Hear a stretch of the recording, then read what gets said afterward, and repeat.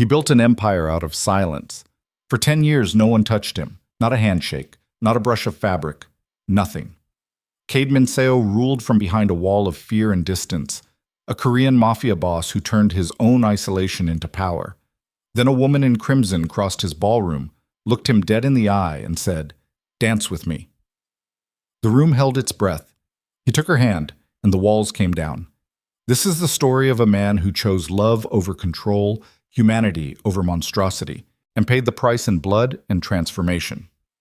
Stay until the end, hit that like button, and drop your city in the comments so I can see how far this story travels.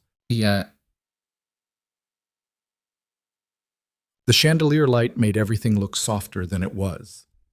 Cade Minseo sat at the head of a long marble table in the private ballroom of the Azure Crown Hotel, watching men in expensive suits pretend they weren't afraid of him. They were. He could see it in the way they kept their distance, in the careful gap they maintained between their chairs and his, in the way they passed documents across the polished surface instead of handing them over directly. 10 years. 10 years since he'd let anyone touch him. His second-in-command, Jin Park, stood 3 feet to his left, tablet in hand, reading off quarterly numbers like they were scripture. Revenue streams from the shipping containers, payouts to city officials, percentages laundered through the casino networks. Cade listened without looking at him. His eyes tracked the room, exits, angles, the slight tremor in the hand of the man seated fourth from the left. Fear was currency. Distance was armor. "The waterfront expansion is ready," Jin said, his voice flat, professional. "We have the permits. The city councilman signed off this morning." "How much did it cost us?" Cade's voice was quiet, barely a murmur, but the room went silent. $2 million, half up front, half on completion. Cade nodded once. The man fourth from the left exhaled, probably didn't even realize he'd been holding his breath. Cade made a mental note. Weak link. Not today, but eventually. The meeting ended the way they always did. Quick, efficient, bloodless. The men filed out, maintaining their careful distance, and Cade remained seated, alone in a room built for 100 people. Jin hovered near the door. "The donor event starts in 20 minutes, Jin said. Cade didn't respond. He hated these things. Charity galas, fundraisers, the theater of legitimacy. But they were necessary. You couldn't run an empire in the shadows without occasionally stepping into the light, shaking the right hands, writing the right checks, smiling for the photographers who never got close enough to see the cracks. "I'll be there," Cade said. Jin hesitated. "Sir, about the performer tonight." "I don't care. She's expensive. The event coordinator specifically requested—" "Jin." Cade turned his head slightly, just enough to meet his second's eyes. "I don't care." Jin left. Cade sat in the silence for another 3 minutes, letting the weight settle back over his shoulders like a coat he never took off. Then he stood, smoothed the front of his black suit jacket, and walked toward the grand ballroom on the other side of the hotel. The hallway was empty. He preferred it that way. His security detail knew to keep their distance, visible, but not intrusive. He could feel them behind him, shadows that moved when he moved, stopped when he stopped. The sound of his shoes on the marble floor echoed, rhythmic, deliberate. The ballroom doors were already open. Music spilled out, something classical, string-heavy, the kind of soundtrack that made wealth feel like culture. Cade stepped inside and immediately felt the shift in the room. Conversations didn't stop, but they changed. Volume dropped. Eyes flickered toward him, then away. He moved through the crowd like a knife through water. People parted without thinking about it, some instinct telling them to make space. A few of the braver ones nodded in greeting. He returned the gesture with the barest tilt of his head. No handshakes, no contact. Everyone knew the rules. The event coordinator, a sharp-eyed woman in her 50s named Margaret Chen, appeared at his elbow. Not too close, never too close. "Mr. Minseo, thank you for coming. Your donation tonight will make a significant impact on—" "Where do you need me?" Cade interrupted. Margaret didn't flinch. She'd been doing this long enough to know when someone was performing civility, not practicing it. "The main stage in 15 minutes. We'll have you say a few words, present the check to the foundation director, and then you're free to enjoy the evening." Fine. She left. Cade positioned himself near the edge of the room, close enough to be visible but far enough to avoid conversation. A waiter approached with a tray of champagne glasses, hesitated when he saw Cade's expression, and redirected toward a safer cluster of guests. The music changed. The strings faded, replaced by something slower, heavier. A spotlight cut through the dim ballroom light, illuminating the center of the floor. The crowd shifted, drawn by curiosity or habit, forming a loose semicircle around the open space. A woman stepped into the light. She wore red, deep, arterial red, a dress that moved like liquid, clinging and flowing in the same breath. Dark hair pulled back, sharp cheekbones, eyes that didn't ask for permission. She didn't smile at the crowd. She didn't acknowledge them at all. She simply stood there, centered in the light, and waited for the room to quiet. It did. Cade felt something shift in his chest, a flicker, barely there, like the first crack in a frozen lake. The music began. She moved. It wasn't ballet, wasn't ballroom. It was something rawer, more deliberate. Every step carved space out of the air. Every turn demanded attention. She didn't perform for the crowd. She performed despite them. There was anger in the way she moved, something controlled but barely. Cade watched her the way he watched everything, cataloging, analyzing, dissecting. But underneath that, something else stirred, something he'd buried so deep he'd forgotten it had a name. The dance lasted 4 minutes. When it ended, the room erupted into applause. The woman bowed once, sharp and brief, and walked off the floor. Cade didn't move. His pulse was louder than it should have been. Margaret reappeared at his side. "That was Nyla Vance. Incredible, isn't she? We were lucky to book her. She's been turning down most private events lately." Cade didn't respond. He was still watching the space where she'd stood, the light now empty, the crowd already moving on to the next distraction. "Mr. Minseo?" Margaret prompted gently. "I need to make a call," Cade said, and left. He found a quieter hallway, pulled out his phone, and dialed Jin. "Find out everything about the dancer," Cade said when Jin picked up. "Nyla Vance. Where she lives, who she works with, why she's here tonight." "Sir?" "Just do it." He hung up before Jin could ask questions he didn't want to answer. Cade returned to the ballroom 10 minutes later, delivered his scripted remarks at the podium without stumbling, handed over a check with enough zeros to make the foundation director tear up, and endured another round of polite applause. Then he retreated to the edge of the room again, nursing a glass of whiskey he hadn't asked for, but accepted when someone thrust it into his hand. The crowd had thinned slightly.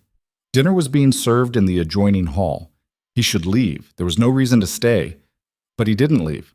He stayed because she was still here.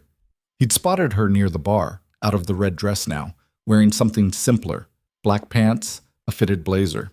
She was talking to someone, a man in a gray suit who leaned in too close, smiled too wide.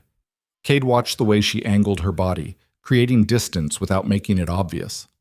Watched the way she nodded, smiled thinly, and excused herself the moment the man turned to flag down the bartender. She moved through the crowd with the same precision she'd had on the floor, aware of every angle, every opening.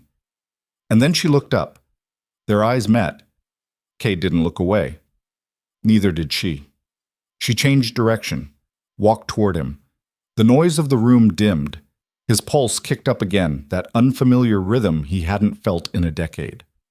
She stopped 3 feet away, close enough to speak without shouting, far enough to respect the space everyone else maintained. "You're Cade Minseo," she said. Not a question. "I am." "I saw your speech. Very generous." Her tone was neutral, unreadable. "It's expected." "Expected?" She tilted her head slightly. "You don't strike me as someone who does things because they're expected." Cade studied her. Up close, she looked tired. There were faint shadows under her eyes, a tightness around her mouth that spoke of long nights and too many responsibilities. But her gaze was steady, unflinching. "You're observant," he said. "Occupational hazard. Dancers notice details." "So do I." She smiled, just barely. "I noticed." A silence settled between them, not uncomfortable, just weighted. Around them, the ballroom buzzed with conversation, laughter, the clinking of glasses. But here, in this small pocket of space, the world felt smaller. "Why did you take this job?" Cade asked. "The money." "That's honest." "You asked." "Most people lie. Most people aren't dancers struggling to pay medical bills." She said it without self-pity, just fact. Cade's expression didn't change, but something in his chest tightened. "Family?" "Mother, cancer. Stage 3. She paused. And a younger brother trying to finish college on a scholarship that doesn't cover books. I'm sorry. She shrugged. Everyone's got weight. You carry yours, I carry mine. Cade wasn't used to this. Conversation without agenda, honesty without angle. It unsettled him. He wanted to walk away. He wanted to stay. Dance with me, she said. The words hit him like a fist to the sternum. He stared at her, certain he'd misheard. Excuse me? Dance with me, she repeated and extended her hand. The ballroom didn't stop. The world didn't pause. But for Cade, time fractured. He looked at her hand, slim fingers, calloused from years of training, steady despite the audacity of the request. He looked at her face, calm, certain, not backing down. No one touched him. No one had touched him in 10 years. I don't dance, he said, his voice rougher than he intended. Neither do most people. They just move to music and call it dancing. That's not what I meant. I know what you meant. She didn't lower her hand. But I'm asking anyway. Somewhere behind him, Cade sensed movement. Jin, probably, or one of the security detail, confused, cautious. The room was starting to notice. Conversations were quieting. Attention was shifting. He could refuse. Should refuse. Walk away. Let the moment dissolve. Return to the distance that kept him safe. Instead, he looked at her hand again, at the challenge in her eyes. And then Keita Seo, the man no one touched, the ghost in the tailored suit, the kingpin who built an empire on isolation. He took her hand. The contact was immediate, electric. Her skin was warm, real, human. He felt the jolt of it travel up his arm, into his chest, cracking through the layers of ice he'd built around himself. For a moment, he couldn't breathe. She led him onto the floor. The music had changed again, something slower, simpler. She placed her other hand on his shoulder, and he mirrored the position, his hand hovering near her waist before finally, carefully, settling there. They moved. It wasn't graceful. He was out of practice, stiff, too aware of every point of contact. But she guided him with the same precision she'd brought to her performance. Small adjustments, subtle cues. She didn't speak. Neither did he. But he felt. He felt the warmth of her hand in his, the rise and fall of her breathing, the way her body moved in sync with the music, pulling him along, anchoring him to something outside himself. It was terrifying. It was unbearable. It was the first time in 10 years he'd felt human. When the song ended, she stepped back, breaking the connection. Cade's hand fell to his side, suddenly cold.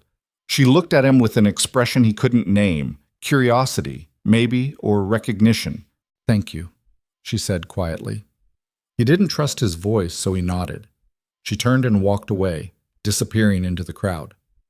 Cade stood alone in the center of the ballroom, surrounded by people who kept their distance, his pulse hammering in his ears, his mind racing through a decade of silence and control now fractured by 5 minutes and a woman in red. Jin appeared at his side, careful, cautious. Sir, are you? Get the car, Cade said. Yes, sir.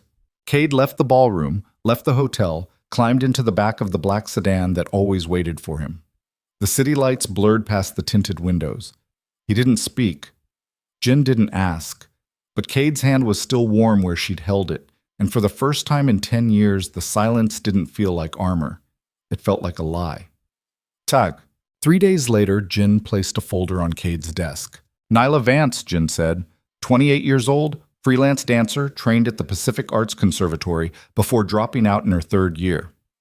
Mother diagnosed with stage 3 breast cancer 2 years ago. Medical debt exceeding $200,000. Younger brother, Marcus Vance, sophomore at State on partial scholarship. She works 4 to 6 private events a month to cover expenses. No criminal record. No debts to anyone in our network. Clean. Cade didn't open the folder. He already knew most of it. He'd spent the last 3 nights turning it over in his head, unable to sleep, unable to focus. Bring her here, he said. Jin's expression didn't change, but Cade saw the hesitation. Sir, if I may, I'm not asking for advice. Understood. When? Tonight. Jin left. Cade sat alone in his office, staring at the folder on his desk, at the life contained in those pages. a life built on survival, not power, a life he had no right to disrupt, but he was going to anyway, because he couldn't stop thinking about the way she'd looked at him, the way she'd extended her hand without fear, the way she'd made him feel something other than the cold, controlled emptiness that had defined him for a decade. He told himself it was curiosity, a puzzle to solve, nothing more. But even Caedmon Seo, the man who lied to the world for a living, couldn't lie to himself forever. Boik. Nyla Vance sat in the back of an unfamiliar car, trying not to panic. The man who'd knocked on her apartment door 2 hours ago had been polite, professional.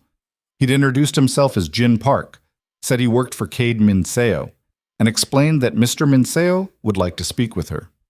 He'd made it sound like an invitation, but the two men standing behind him, silent and broad-shouldered, made it clear it wasn't optional. She'd asked why. Jin had said Mr. Minseo would explain. Now she was in a car with tinted windows, driving through parts of the city she didn't recognize, her pulse racing, her mind running through every worst-case scenario. She wasn't naive. She knew who Caedmon Seo was, or at least she knew the rumors. Money laundering, organized crime. People who crossed him disappeared. She danced with him. She'd touched him. And now she was being summoned. The car pulled up to a building she didn't recognize. Sleek, modern, all glass and steel. Jin opened her door, gestured for her to follow. She did, because what choice did she have? The elevator ride was silent. They went up, 20 floors, maybe more. She lost count. When the doors opened, she stepped into a penthouse that looked like it belonged in a magazine. Floor-to-ceiling windows overlooking the city, minimalist furniture. Everything expensive, everything cold. Caedmon Seo stood near the windows, hands in his pockets, staring out at the lights below. He didn't turn when she entered. Jin closed the door behind her and left. Neela stood there, alone with the most dangerous man she'd ever met, and forced herself to breathe. "You wanted to see me," she said, proud that her voice didn't shake. Cade turned. He looked the same as he had at the gala, immaculate suit, unreadable expression, but his eyes were sharper, more focused. "I did," he said. "Why?" "Because I can't stop thinking about you." The honesty of it shocked her into silence. She'd expected threats, questions, maybe some kind of proposition. Not this. "I don't understand," she said carefully. "Neither do I." He moved closer, not threatening, just deliberate. He stopped a few feet away, maintaining the space. "You touched me. You let me. I haven't let anyone touch me in 10 years. She processed that, the weight of it, the impossibility. "Why?" His jaw tightened. For a moment, she thought he wouldn't answer. Then he said, "Because the last person I let close to me died." The pain in his voice was so raw, so unguarded, that Nyla felt it in her own chest. "I'm sorry," she said quietly. "Don't be. I killed the people responsible." It should have terrified her. It did terrify her. But underneath the fear was something else. Recognition. She'd seen that kind of grief before, worn it herself in different ways. "Why am I here?" she asked again. Cade studied her, and she felt the weight of his attention like a physical thing. "Because I want to know if it was real. If what was real. The way I felt when you touched me." Neela's breath caught. She should run. She should demand to leave, call the police, do something. Instead, she heard herself ask, "And if it was? Then I don't know what happens next." The honesty was almost worse than the danger. She could handle danger. She'd been handling it her whole life. But this raw, unfiltered vulnerability from a man who wasn't supposed to be capable of it, this she didn't know how to navigate. "I need to go home," she said. "I know." "Will you let me?" "Yes." He said it without hesitation, and somehow that made everything more complicated. If he'd threatened her, forced her, she'd know what he was. But this, letting her choose even when it cost him, this made him human. And that was the most dangerous thing of all. "I have to be at my mother's treatment tomorrow morning," Neela said, "and I have 3 auditions this week I can't miss. I'll have Jin drive you wherever you need to go." "I don't need your, I know you don't," Cade interrupted quietly, "but I'm offering anyway." She looked at him, really looked at him, saw the man beneath the myth, the loneliness carved into every controlled gesture, the decade of isolation he wore like a second skin. "1 week," she said. His expression shifted, just slightly. What?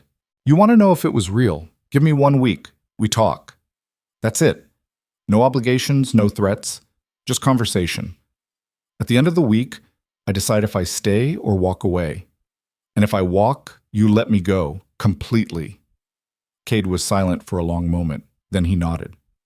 1 week. And I need your word that my family stays out of this, whatever this is. You have it.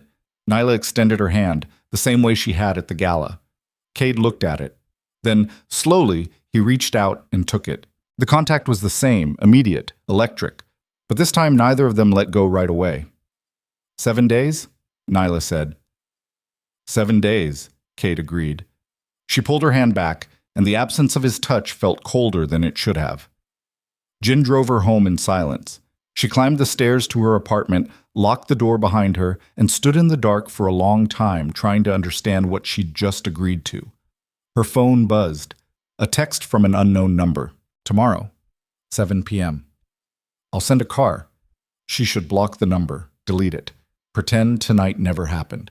Instead, she typed back, I'll be ready. And for the first time in years, Nyla Vance wasn't sure if she was making the smartest decision of her life, or the most dangerous. The car arrived at 6:55 p.m. Nyla stood at her apartment window, watching the black sedan idle at the curb below, exhaust curling into the cold evening air. She'd spent the entire day second-guessing herself, running through scenarios, weighing consequences. Her mother had asked why she seemed distracted during the hospital visit. Marcus had noticed she barely touched her coffee at lunch. She'd lied to both of them, said she was tired, had a lot on her mind. She wasn't a good liar. But they'd let it go. Now, staring down at the car, at Jin Park standing beside the rear door like a statue in an expensive suit, Nyla felt the full weight of what she'd agreed to.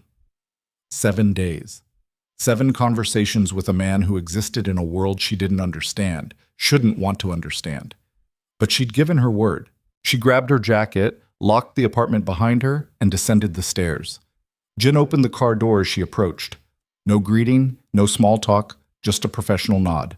The drive took 20 minutes, winding through the city until they reached a neighborhood Nyla had only seen from a distance, where the buildings got taller, the streets cleaner, the people scarcer.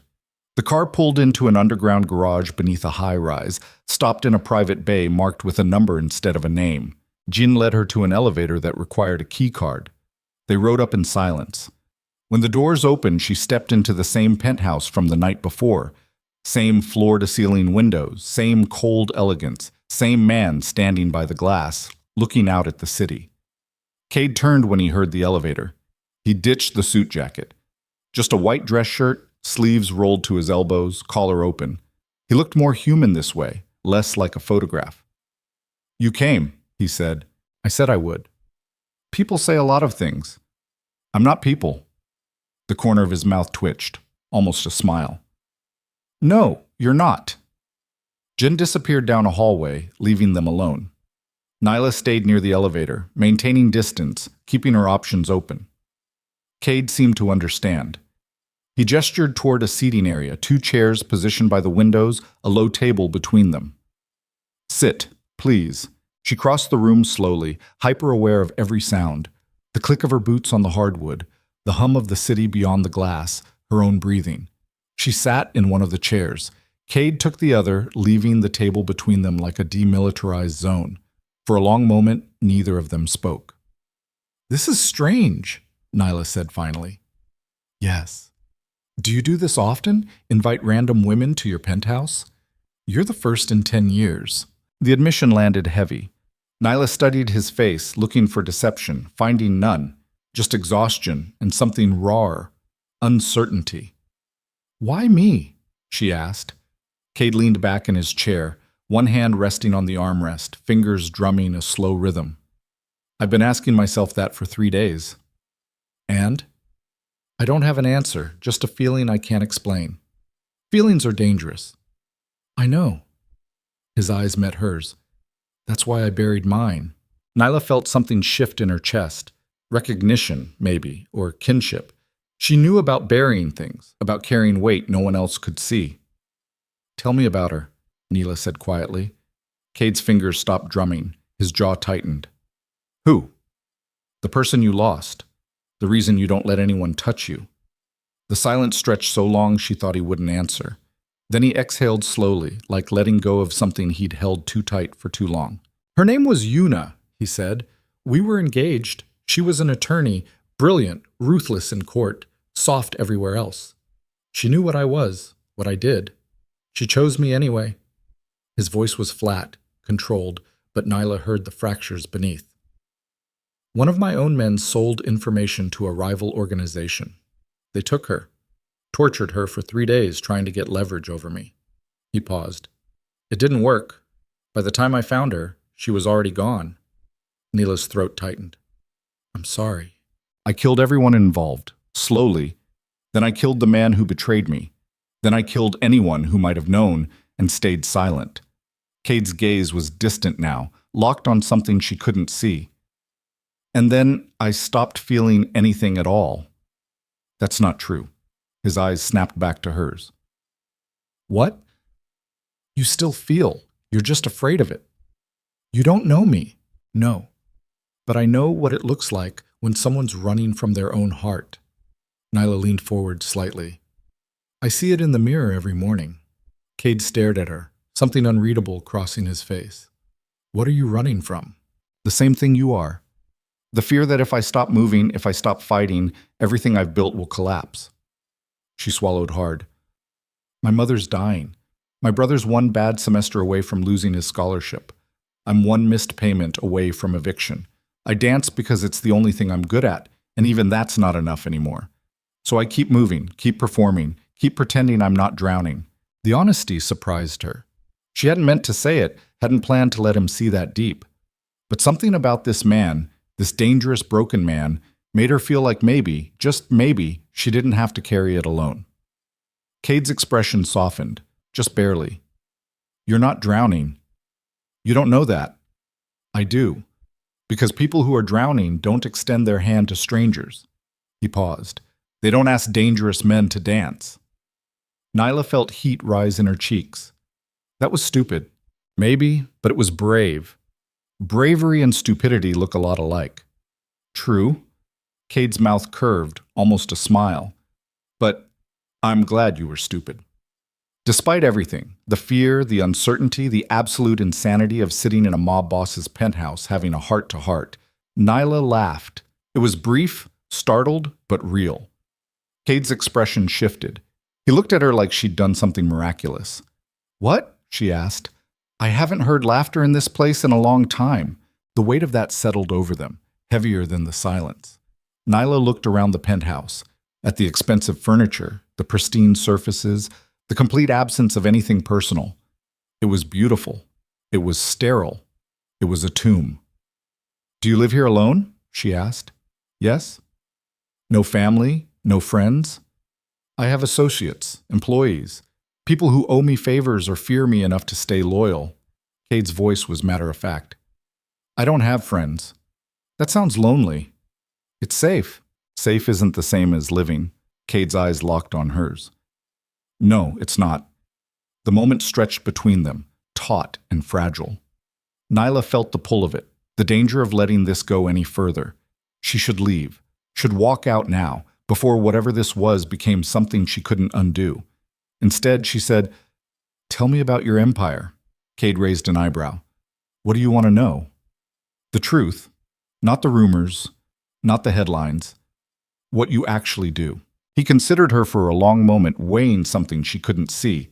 Then he leaned forward, elbows on his knees, and told her. He told her about the shipping containers, the legitimate fronts that masked illegal operations. He told her about the money laundering networks, the offshore accounts, the politicians on his payroll. He told her about the violence, the necessary kind and the excessive kind, the threats that worked and the ones that didn't. He spoke in the same flat, controlled tone he'd used to describe Yuna's death, like he was narrating someone else's life. Nyla listened without interrupting, her stomach twisting tighter with every detail. This was real. This wasn't some abstract concept of danger. This was blood and corruption and power wielded without mercy. When he finished, she said, Why are you telling me this? Because you asked, And because if we're doing this, whatever this is, you need to know what you're walking into. And if I walk out right now, then you walk out. I keep my word. Nyla believed him. That was the worst part. She believed this man, this criminal, this killer, more than she'd believed anyone in years. I need to think, she said. That's fair. She stood. Cade stood with her. They walked to the elevator in silence. Jin appeared from wherever he'd been waiting, pressed the button, stepped back. The doors opened. Nyla turned to face Cade. Tomorrow, same time. You're coming back? I said 7 days. I keep my word too. Something flickered in his eyes. Relief, maybe, or hope. He nodded. Tomorrow. The elevator doors closed between them. The second night they talked about smaller things, favorite books, terrible movies, the kind of music that made them feel less alone. Cade admitted he couldn't cook. Nyla confessed she couldn't drive. They laughed more than they should have, given who they were, given the gulf between their worlds. The third night, Cade asked about her dancing. Nyla described the grueling training, the injuries that never fully healed, the constant rejection, the fleeting moments of transcendence when movement and music aligned perfectly. Cade listened like every word mattered. The fourth night, it rained. Nyla arrived soaked, shivering. Cade gave her one of his shirts to change into, turned his back while she did. They sat on the floor instead of the chairs, sharing takeout from containers Jin had picked up. Cade ate with chopsticks. Nyla used a fork. They argued about whether action movies needed plot or just explosions. She said plot. He said explosions. The fifth night, Nyla brought her brother. She told Marcus she was meeting a potential donor for the arts foundation she'd mentioned wanting to start someday. Half-truth, mostly lie. Cade didn't flinch when Marcus showed up. He shook the kid's hand, asked about his major, listened to him talk about engineering with genuine interest. Marcus left an hour later grinning, saying, "Your donor's cool. Little intense, but cool." After Marcus left, Nyla looked at Cade and said, "Thank you." "For what?" "For being kind to him." "I'm not kind." "You were tonight." Cade didn't argue. He just looked at her with an expression she was starting to recognize. Vulnerability dressed up as control. The sixth night, things changed. Nyla arrived to find Cade pacing near the windows, tension radiating off him like heat. Jin was there too, which was unusual. The two men were mid-conversation when she stepped off the elevator. "I don't care what he wants," Cade was saying, his voice sharp. "Tell him the answer is no." "Sir, with respect, refusing Dmitry Volkov isn't advisable right now. He has leverage. He has nothing I care about." Jin's eyes flicked to Nyla, then back to Cade.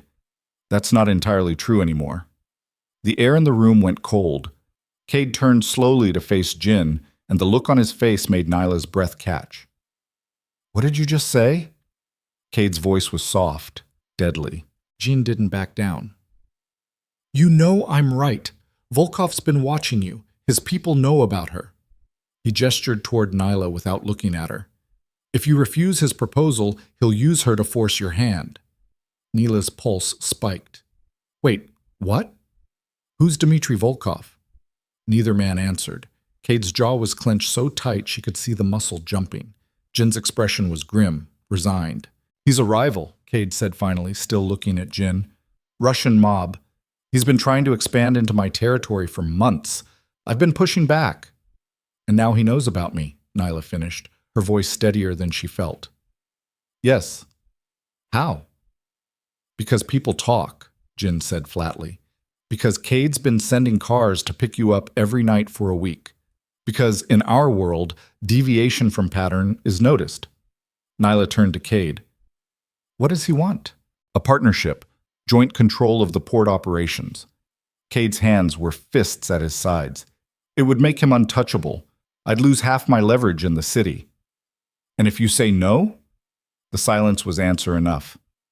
"He'll come after me," Nyla said quietly. "No." Cade's voice was hard, absolute. "He won't, because I'll end him first." "Sir," Jin started. "I said no." Cade turned to Nyla, and the raw fear in his eyes nearly undid her. "This is my fault. I should have been more careful. I should have—" "You should have what? Not talked to me? Not let me in?" Nyla crossed the room until she was standing right in front of him, close enough to feel the heat of him. This isn't your fault. I made a choice. I knew the risks. You didn't know this.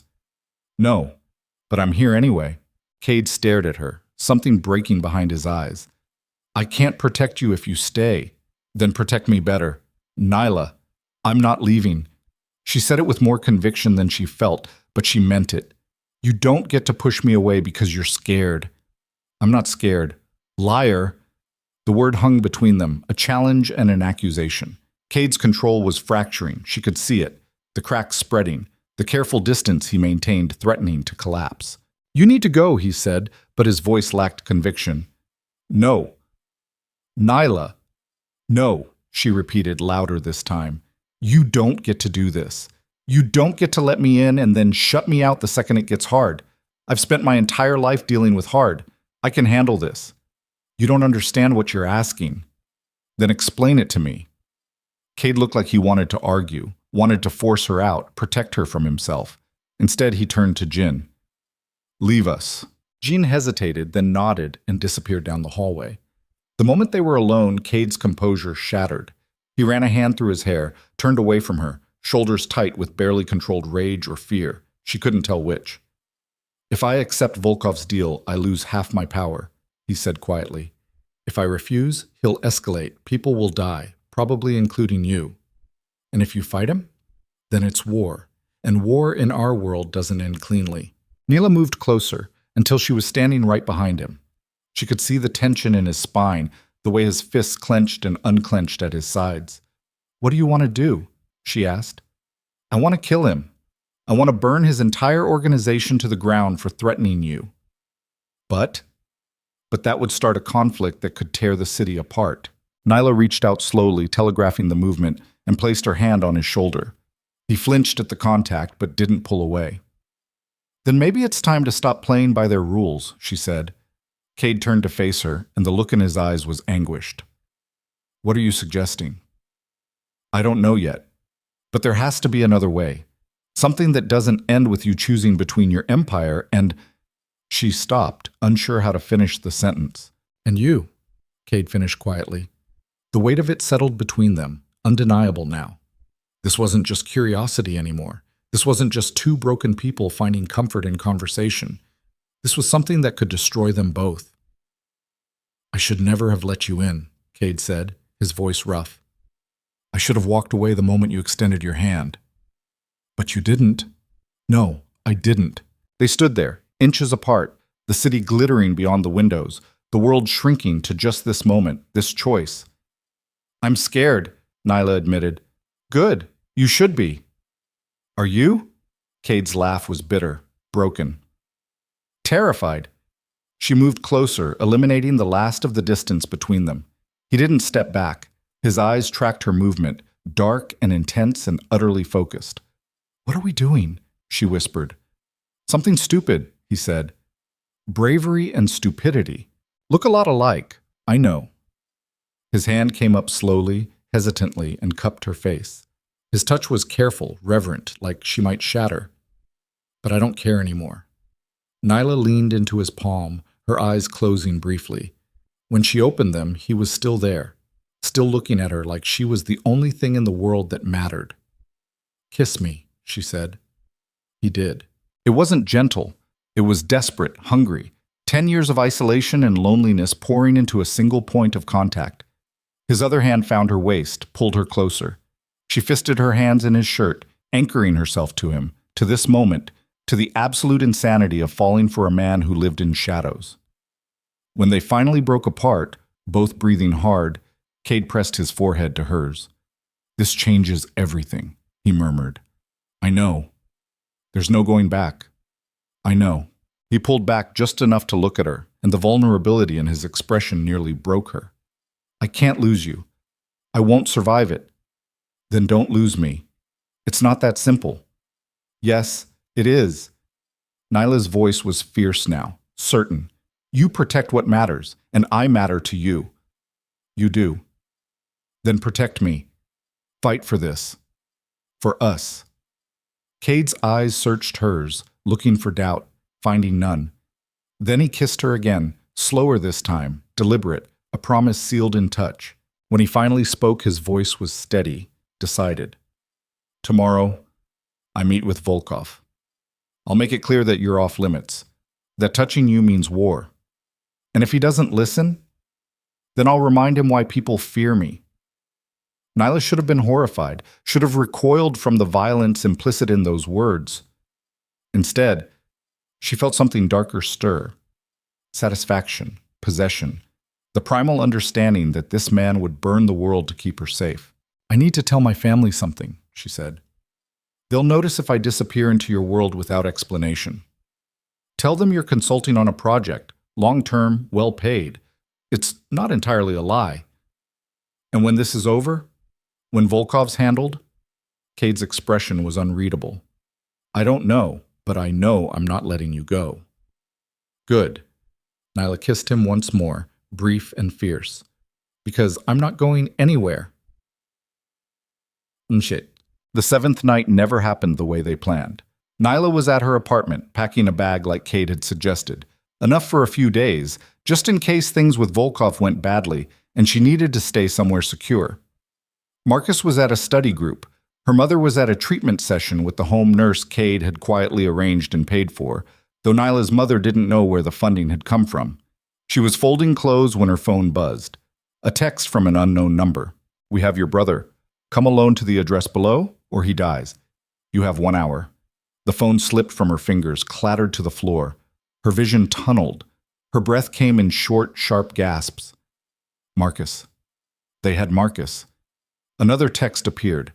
An address in the warehouse district, and then a photo. Marcus, duct tape across his mouth, eyes wide with terror, surrounded by men she didn't recognize. Nyla's hand shook as she grabbed her phone, dialed Cade. It went straight to voicemail. She tried Jin. Same thing. No time. 1 hour. She scribbled a note, left it on the kitchen counter where someone would find it eventually. Then she grabbed her jacket, her keys, and ran. The warehouse was exactly what she expected. Rusted metal, broken windows, the smell of oil and decay. She parked her car 2 blocks away, approached on foot, every instinct screaming at her to run the other way. The main door was open. She stepped inside. The space was vast, dim, lit by a few bare bulbs hanging from chains. Marcus was tied to a chair in the center, still gagged, tears streaking his face. 5 men surrounded him, all armed, all watching her with expressions that ranged from bored to hungry. And standing in front of Marcus, smoking a cigarette like this was just another Tuesday, was a man she'd never seen before. Tall, blonde, cold eyes, expensive suit. Dmitry Volkov. Ms. Vance, he said, his accent thick, almost theatrical. Thank you for coming. Nyla forced herself to walk forward, forced her voice to stay steady. Let him go. In time. First, we talk. There's nothing to talk about. You want to threaten me to get to Cade. I'm here. Let my brother go. Volkov smiled. It didn't reach his eyes. You misunderstand. I don't want to threaten you. I want to make a deal. What kind of deal? You leave Cade Minseo. Disappear. Take your brother, take your dying mother, and go somewhere far away. I'll even pay for it. New identities, medical care, a fresh start. And if I refuse? Volkov took a long drag from his cigarette, exhaled slowly. Then I kill your brother. Then I kill you. Then I send photos of both your corpses to Cade and watch him lose his mind. Either way I win, but my way is cleaner. Nyla's mind raced. Cade was unreachable. Jin was unreachable. She was alone, unarmed, completely out of her depth. But Marcus was right there, terrified and helpless, and she'd spent her entire life protecting him. How do I know you'll keep your word? She asked, stalling, praying someone would realize she was missing, praying Cade would somehow find her. You don't, but you don't have a choice. He was right. She didn't. Okay, Nyla said quietly. I'll do it. Just let him go. Volkov's smile widened. Smart girl. He gestured to one of his men. Cut the boy loose. The man moved toward Marcus with a knife. Nyla's heart pounded so hard she thought it might burst. And then the lights went out. The warehouse plunged into darkness. Shouts erupted. Gunfire, sharp, deafening cracks that echoed off the metal walls. Neela dropped to the floor, hands over her head, terror flooding her system. More gunfire. Screaming, the wet sound of bodies hitting concrete. Then silence. A flashlight beam cut through the darkness, landing on her. Nyla squinted against the glare, couldn't see who was behind it. Nyla! Cade's voice. Rough, urgent, alive. She scrambled to her feet, stumbled toward the sound. The flashlight moved, and suddenly he was there. Blood on his shirt, gun in his hand, eyes wild with something between rage and relief. He grabbed her, pulled her against him, one arm around her waist, the other still holding the gun. Are you hurt? No, Marcus. Jin has him. He's safe. Nyla sagged against him, the adrenaline crashing, her legs threatening to give out. Cade held her up, his grip almost painful in its intensity. Around them, the warehouse was carnage. Bodies on the floor, Cade's men moving through the shadows, securing the scene. She didn't see Volkov, didn't want to. How did you find me? She whispered. You think I don't have your phone tracked? Cade's voice was harsh, shaking. The second you left your apartment, I knew. The second you turned off the main roads, I knew where you were going. I tried to call. I was already on my way. He pulled back just enough to look at her face, his expression devastated. I told you to wait. I told you I'd handle this. They had Marcus. I didn't have a choice. There's always a choice. You chose wrong. Anger flared through her fear. Don't you dare. You almost died. He was shaking now, the control he wore like armor completely gone. Do you understand that? Another 30 seconds and... But I didn't. I'm here. I'm fine. You're not fine. None of this is fine. Cade's eyes were bright with something she'd never seen before. Tears, maybe, or the edge of breaking completely. I can't do this. I can't watch you walk into danger because of me. Then don't watch. Fight beside me. Nyla, I'm not leaving you. She grabbed his face, forced him to look at her. Do you hear me? I'm not leaving. So either you figure out how to let me in all the way, or you let me go completely. But you don't get to keep me at arm's length and call it protection. Cade stared at her, and for a moment she thought he might argue, might push her away for good. Instead he kissed her, desperate, claiming, a man drowning and finding air. When he pulled back, his voice was raw but certain. If you stay, everything changes. I change. The Empire changes. Then change. You don't know what you're asking. Yes, I do. Nyla's voice was steady now, absolute.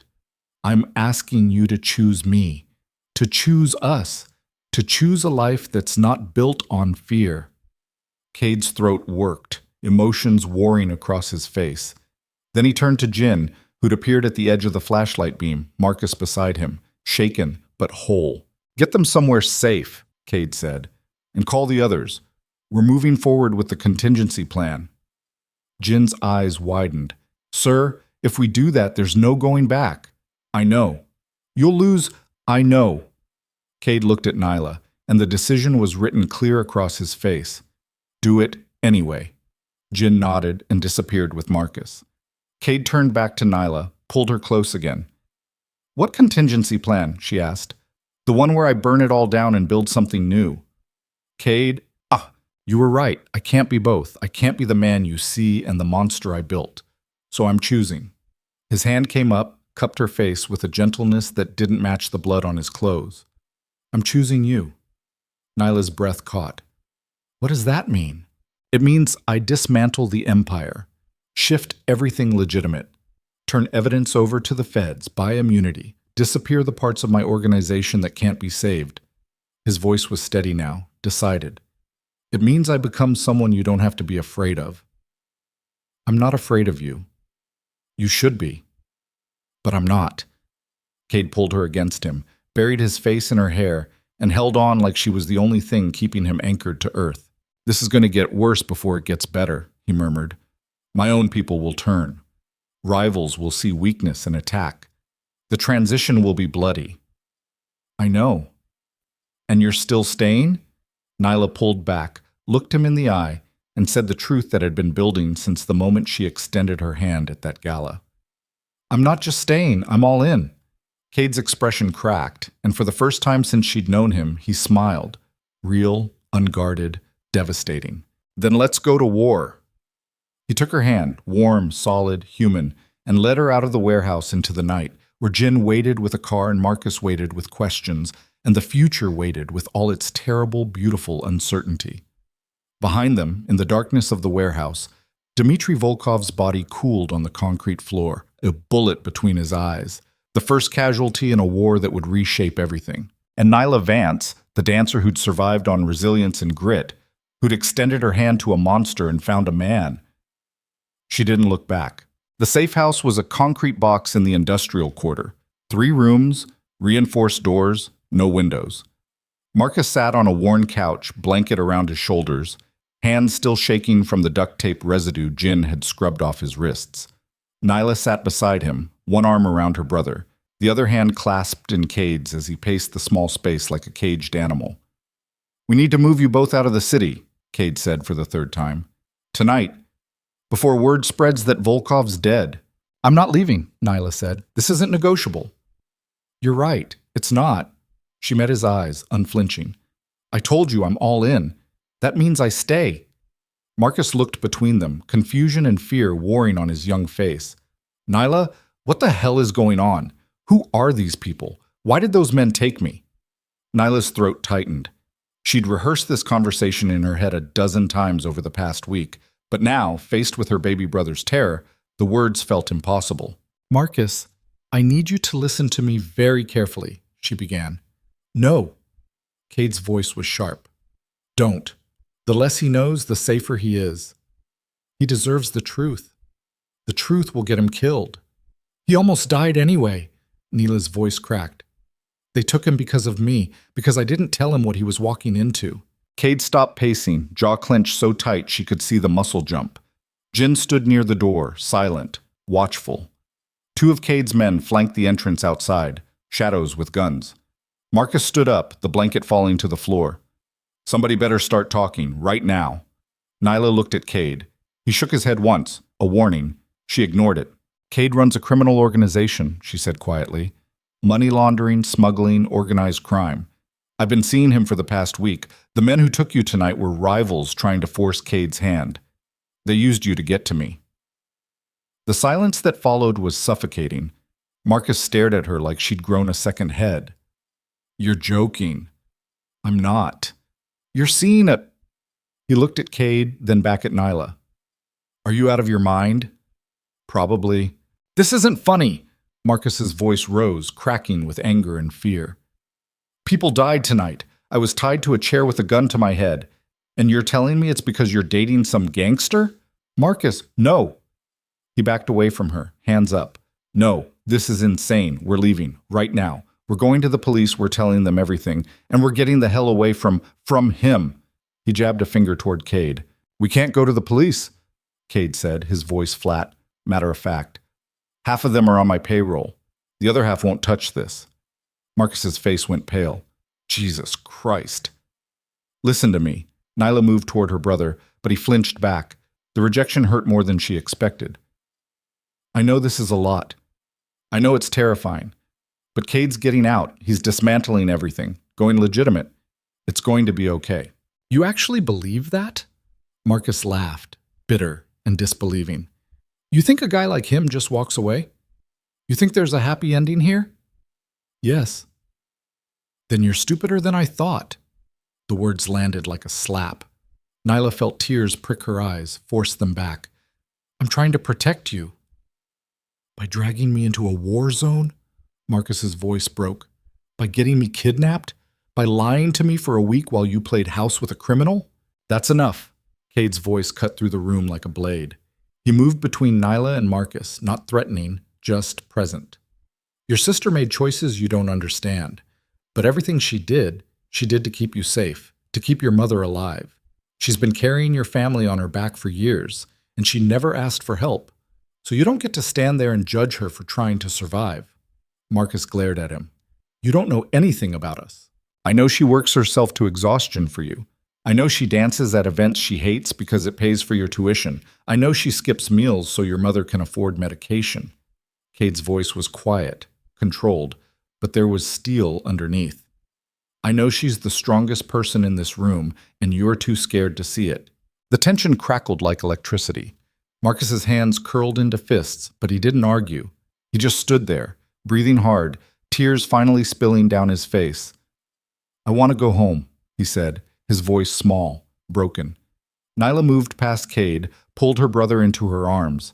He resisted for a moment, then collapsed against her, shaking. "I'm sorry," she whispered. "I'm so sorry. I don't want you to die," and Marcus choked out. I can't lose you too." "You won't, I promise." Cade turned to Jin. "Get him to the second location. Stay with him until I give the all clear." Jin nodded, gestured for Marcus to follow. Nyla released her brother reluctantly. Marcus looked at her one more time, his eyes red-rimmed and accusatory, then followed Jin out. The moment the door closed, Nyla turned on Cade. "Don't do that again." "Do what?" "Decide for me. Speak for me." Her voice was shaking with anger and adrenaline. "I can handle my own brother." He needed to hear it. From me, not from you. Cade's expression hardened. "Fine. Next time I'll let him tear you apart while you stand there and take it." "He's scared." "He has every right to be." "So do you, but you're not running." "No, I'm not." Nyla crossed her arms, trying to steady herself. "What happens now? Now I meet with my lieutenants. Tell them the plan. Some will follow. Most won't." Cade moved to the small table in the corner, pulled out his phone, started typing. "The ones who refuse will either leave quietly or become problems. Problems you'll have to solve." "Yes." "Meaning kill." Cade looked up from his phone, his eyes unreadable. "Meaning neutralize, one way or another." Nyla felt the weight of it settle over her, the reality of the world she'd chosen to step into. This wasn't abstract anymore. This was blood and betrayal and consequences that didn't care about good intentions. "How many people are going to die because of this?" she asked quietly. "I don't know." "Guess." Cade set the phone down, walked over to her, took her face in his hands. "Enough that you'll hate me before it's over." "I won't." "You will." His thumb traced her cheekbone, gentle, reverent. "And I'll deserve it." "Cade, but I'm doing it anyway. Because the alternative is worse." He kissed her forehead, soft and final. "Stay here. Don't leave this building. Don't answer the door for anyone except Jin or me." "Where are you going?" "To start a war." He left before she could argue. The meeting took place in a private room at the back of the Azure Crown Hotel, the same ballroom where Nyla had first danced, first touched him, first cracked open the decade of isolation he'd built. Now it was just Cade and 8 men seated around a table, tension thick enough to choke on. These were his most trusted lieutenants. Men who'd been with him for years. Men who'd killed for him, bled for him, built fortunes on the foundation of his empire. And Cade was about to ask them to tear it all down. He stood at the head of the table, hands flat on the polished wood, and laid it out clean and simple. The shift to legitimate operations, the evidence he'd already compiled and would hand over to federal prosecutors in exchange for immunity. The dissolution of the criminal networks. The timeline. 6 months to transition everything that could be saved, burn everything that couldn't. When he finished, the room was silent. Then Kim Tae-hyun, his oldest associate, the man who'd stood beside him when he took over the organization 10 years ago, laughed. It wasn't a pleasant sound. "You're serious," Tae-hyun said, leaning back in his chair. "You're actually serious." "Yes. Because of a woman. Because it's time." "Bullshit." Tae-hyun stood, his expression dark. "You're throwing away everything we built because some dancer spread her legs and made you feel something." The temperature in this room dropped. Cade's hands curled into fists, but he kept his voice level. "Watch your mouth." "Or what? You'll kill me? Like you killed Volkov?" Tae-hyun gestured around the table. "We all heard? You put a bullet in his head over this girl, started a war we're not prepared for, and now you want us to roll over, go legitimate, pretend we're not what we are?" "What we are," Cade said quietly, "is criminals. And I'm tired of it." Another lieutenant, Park Jae-sung, spoke up. "If you do this, the Russians won't stop at Volkov. His brother will come. His allies will come. You're painting a target on all of us." "Then leave. I'm not holding anyone hostage. You think it's that simple? Taehyun's voice was rising now, anger bleeding through. You think we can just walk away from this life and nothing follows? The second you flip, the second you give evidence to the feds, every organization we've ever crossed will know we're vulnerable. They'll come for all of us. I've made arrangements. Protection. New identities for anyone who wants out. New identities. Taehyun laughed again, bitter and sharp. You've lost your mind. Cade met his eyes, unflinching. Maybe, but my decision is final. Then you're doing it alone. The words hung in the air. Cade looked around the table, reading the faces of men he'd trusted with his life. Half of them wouldn't meet his eyes. The other half looked ready to bolt. Anyone else feel the same way? Cade asked. Slowly, one by one, 5 of the 8 men stood. They didn't say anything. They didn't have to. Only 3 remained seated, Jin, who'd never doubted him, and 2 younger members who owed their lives to Cade's protection years ago. Taehyun looked at the men still sitting, disgust curling his lip. You're making a mistake. Maybe, Jin said calmly. But we're making it together. Taehyun turned back to Cade. This isn't over. You're going to burn Minseo. And when you do, don't expect us to pull you out of the fire. He left. The others followed. The door closed with a finality that echoed through Cade's chest. Jin was the first to speak. That went well. Cade almost smiled. Almost. Could have been worse. Could it? They could have tried to kill me in this room. Night's still young. Cade looked at the 2 remaining lieutenants, Han Sung-min and Lee Dong-woo, both in their 30s, both loyal to a fault. You understand what you're signing up for? Sung-min nodded. We understand. You'll lose money, connections, possibly your lives. We lost those things anyway the moment Volkov died, Dong-woo said. At least this way, we choose how it ends. Cade felt something tighten in his chest. Gratitude, maybe. Or the ghost of the man he used to be, the one who believed in loyalty and brotherhood before Yuna's death hollowed him out. Thank you, he said quietly. Jin stood, straightened his jacket. So what's the play? We move fast. Contact the federal prosecutor I've been cultivating. Offer the deal before the Russians regroup. Lock down our people. Liquidate the vulnerable assets. Shore up defenses on everything else. And Taehyun? Cade's expression went cold. If he makes a move against me, he dies. Simple as that. Jin nodded. I'll put surveillance on him and the others who walked. Do it. The meeting dissolved. Cade stayed behind in the empty room, staring at the table, at the 8 empty chairs, feeling the weight of what he'd just lost. His phone buzzed.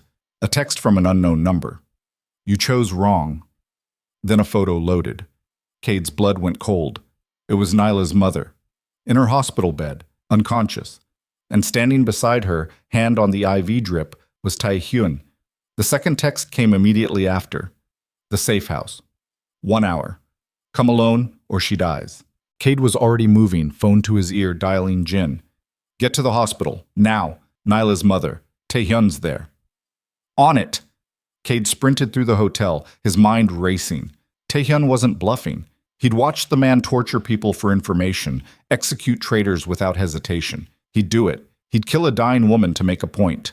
The drive to the safe house took 12 minutes. Cade broke every traffic law, his hands white-knuckled on the wheel, his thoughts spiraling. This was his fault. He'd brought Nyla into this world. He'd made her a target, and now everyone she loved was paying for his choices. He parked 2 blocks away, approached on foot, gun drawn. The safe house looked quiet from the outside. No signs of forced entry, no movement in the shadows. He opened the door. The room was empty. No Nyla. No guards. Just an envelope on the table. Cade's hands shook as he tore it open. Inside was a single piece of paper with an address and a message written in Taehyun's handwriting. You want her back? Trade yourself. Midnight, Pier 17. No backup, no tricks. Or I send her back in pieces. Cade crushed the paper in his fist, rage and terror warring in his chest. His phone rang. Jin. Sir, we got to the hospital. The mother's fine. Taehyun was never here. It was a decoy photo, old footage from the security cameras. Cade's mind caught up a second too late. It's a trap. They took Nyla. What? They were never after her mother. They were after her. They used the photo to draw me out, get me away from her. Cade was already moving, back to the car, engine roaring to life. Where are you? Still at the hospital. Get to Pier 17, now, and bring everyone we have left. Sir, if you go to that pier, they'll kill you. I know. Do it anyway. Cade hung up, drove through the city like a man possessed. His thoughts were jagged, fractured. Taehyun had been planning this, probably since the moment Cade announced his decision, maybe longer. He'd underestimated his oldest friend, underestimated the bitterness, the betrayal, the willingness to burn everything to ash. And now Nyla was gone. The pier was deserted when Cade arrived, shipping containers stacked like metal mountains, floodlights casting harsh shadows, the sound of water lapping against pylons. Midnight was still 20 minutes away. Cade parked the car, checked his gun, loaded, safety off, and walked toward the meeting point. They were waiting. Taehyun stood at the center of a circle of armed men. 10, maybe 12. Cade lost count. And kneeling in front of Taehyun, hands bound, blood trickling from a cut above her eyebrow, was Nyla. Cade's world narrowed to a single point. He stopped walking, raised his hand slowly, let the gun dangle from one finger before setting it on the ground. I'm here, he said, his voice steady despite the chaos roaring in his head. Let her go, Taehyun smiled. You really think it's that simple? We had a deal. We had an empire. You destroyed it. Taehyun grabbed Nyla's hair, yanked her head back. She gasped, pain flashing across her face, but didn't scream. So now I destroy you. Cade took a step forward. 3 guns tracked his movement. Touch her again, Cade said quietly, and I'll kill you so slowly you'll beg for mercy. You're not in a position to make threats. Neither are you. Jin's on his way with every man still loyal to me. You have maybe 5 minutes before this place is swarming. Taehyun's smile faltered. You're bluffing. Am I? A beat of silence. Then Taehyun released Nyla's hair, shoved her forward. She fell hard, caught herself on her bound hands. Cade wanted to run to her, wanted to rip Taehyun apart with his bare hands, but he forced himself to stay still. Here's what's going to happen, Taehyun said. You're going to get on your knees. You're going to tell her exactly what kind of monster you are, every life you've taken, every sin you've committed, and then I'm going to put a bullet in your head while she watches. And then? And then she gets to live with the memory of watching you die. A gift, since you seem to care about her so much. Cade's throat tightened. He looked at Nyla, her eyes bright with fear and fury, her jaw set, her breathing ragged. She shook her head once, a tiny, desperate movement. Don't do it. But he didn't have a choice. Cade lowered himself to his knees. Good, Taehyun said. Now talk. Cade's voice came out rough, broken. 10 years ago, I killed 14 people in one night. The men who took Yuna, the ones who tortured her. I made them suffer, made them beg. I didn't stop until there was nothing left but blood and screaming. Nyla's eyes filled with tears, but she didn't look away. I've laundered money for cartels, Cade continued, trafficked weapons across borders, paid off judges, politicians, cops. I've ordered executions, burned evidence, destroyed lives to protect my empire. Keep going, Taehyun said, enjoying this. I've built everything I have on fear and violence. I've hurt people who didn't deserve it. I've become the thing I swore I'd never be. Cade's voice cracked. And I dragged her into it because I was selfish, because I couldn't stand being alone anymore. There it is, Taehyun murmured. The truth. Cade looked at Nyla, saw the devastation on her face, the betrayal, the horror. I'm sorry. I'm so sorry. Taehyun raised his gun, pressed it to the back of Cade's head. Any last words? Yes. Make them count. Cade's eyes never left Nyla's. I love you, and I'd do it all again if it meant keeping you safe. Taehyun's finger tightened on the trigger, and then the night exploded. Gunfire erupted from every direction, Jin and the others positioned in the shadows, waiting for the moment. Taehyun's men scattered, returning fire, chaos consuming the pier. Cade lunged forward, grabbed the gun he'd left on the ground, rolled behind a shipping container. Bullets sparked off metal, deafening in the enclosed space. He searched for Nyla through the chaos, found her crawling toward cover, still bound. One of Taehyun's men spotted her, raised his weapon. Cade fired. The man dropped. He He sprinted toward Nyla, bullets whizzing past his head, hit the ground beside her, cut her bonds with the knife from his boot. She gasped, her wrists raw and bleeding. "Stay down," he ordered. "Cade, stay down!" He stood, fired 3 more shots, covering Jin's advance. The firefight raged around them. Muzzle flashes in the dark, men shouting, the wet sound of bullets finding flesh. And then Cade saw Tae-hyun running toward the far end of the pier, toward a boat waiting in the water. Cade ran after him. He caught up at the edge of the dock, grabbed Tae-hyun's shoulder, spun him around. Tae-hyun's gun came up. Cade knocked it aside, drove his fist into the other man's face. They grappled, brutal and desperate, years of partnership dissolving into pure hatred. Tae-hyun got an arm around Cade's throat, squeezed. Cade drove an elbow into his ribs, broke free, slammed him against a pylon. "You destroyed everything," Tae-hyun spat, blood running from his nose. "You betrayed me first," Cade snarled. "For a woman? For love?" Tae-hyun laughed, wild and broken. "You're weak, pathetic." "Maybe, but I'm still breathing." Cade raised his gun. "Do it," Tae-hyun said. "Prove me right. Prove you're still a monster." Cade's hand shook. Behind him, the gunfire was dying down. Jin's voice calling for a status check. Nyla's breathing, ragged and terrified, somewhere close. He could pull the trigger, should pull the trigger. Tae-hyun had taken Nyla, threatened her life, tried to destroy everything Cade was building. But pulling that trigger meant staying the monster, meant choosing the old way, the old life. Cade lowered the gun. "You're not worth it," he said, quietly. Tae-hyun's expression twisted. "You'll regret this." "Probably." Cade turned away, started walking back toward Nyla. The shot came from behind. Pain exploded through Cade's shoulder, spinning him around. Tae-hyun stood there, gun smoking, eyes wild. "I told you," Tae-hyun said. "Weak!" Cade's vision blurred. He tried to raise his own weapon, but his arm wouldn't respond. He fell to one knee, blood soaking through his shirt. Tae-hyun stepped closer, gun leveled at Cade's head. "Goodbye, old friend." Another shot rang out. Tae-hyun's body jerked, a red bloom spreading across his chest.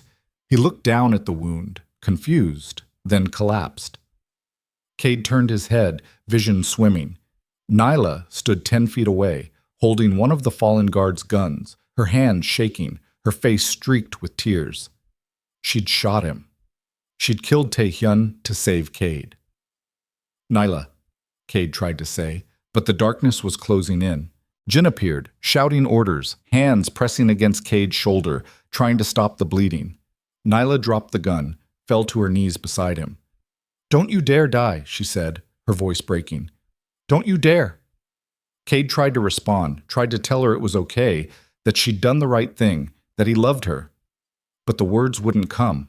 And then the darkness swallowed him whole, and Cade Minseo, the man who'd chosen love over fear, humanity over monstrosity, collapsed into Nyla's arms.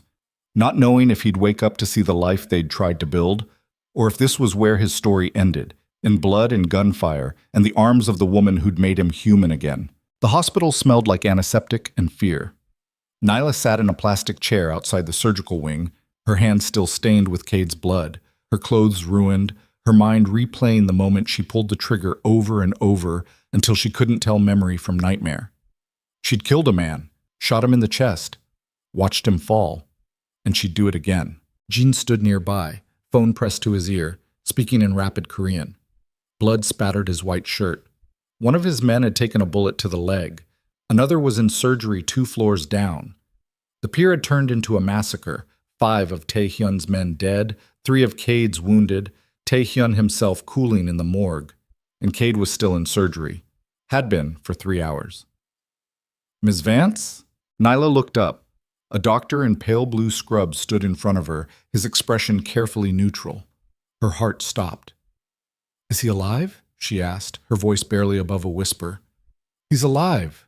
The bullet went through his shoulder, missed major arteries. We repaired the damage, stopped the bleeding. He's stable." Nyla's breath came out in a rush, relief flooding through her so fast she felt dizzy. "Can I see him?" "He's in recovery, still sedated, but yes, you can see him." Jin appeared at her elbow as the doctor led them down a sterile hallway to a private room at the end. Inside, Cade lay in a hospital bed, pale as the sheets, an IV in his arm, monitors beeping steadily. His left shoulder was heavily bandaged. His chest rose and fell with mechanical precision. Nyla walked to his bedside slowly, afraid that if she moved too fast, he'd disappear. She reached out, took his hand, warm, solid, real. His fingers twitched slightly in response, but he didn't wake. "How long until he's conscious?" Jen asked the doctor. "A few hours, maybe less. He's strong." "Yeah," Jen's voice was rough. "He is." The doctor left. Jen pulled up a chair on the opposite side of the bed, settled into it like he planned to stay. Nyla did the same. They sat in silence, watching Cade breathe, waiting. Cade woke to pain, sharp, insistent, radiating from his shoulder, down his arm, and across his chest. He tried to move, gasped at the spike of agony, forced himself to stay still. His eyes opened slowly, adjusting to the dim light of the hospital room. Nyla was asleep in a chair beside him, her head resting on the edge of his bed, one hand still holding his. Jin sat across from her, awake, watchful. "Welcome back," Jin said quietly. Cade's throat was dry, his voice a rasp. "How long?" "6 hours since surgery. You've been out for most of it." "Tae-hyun?"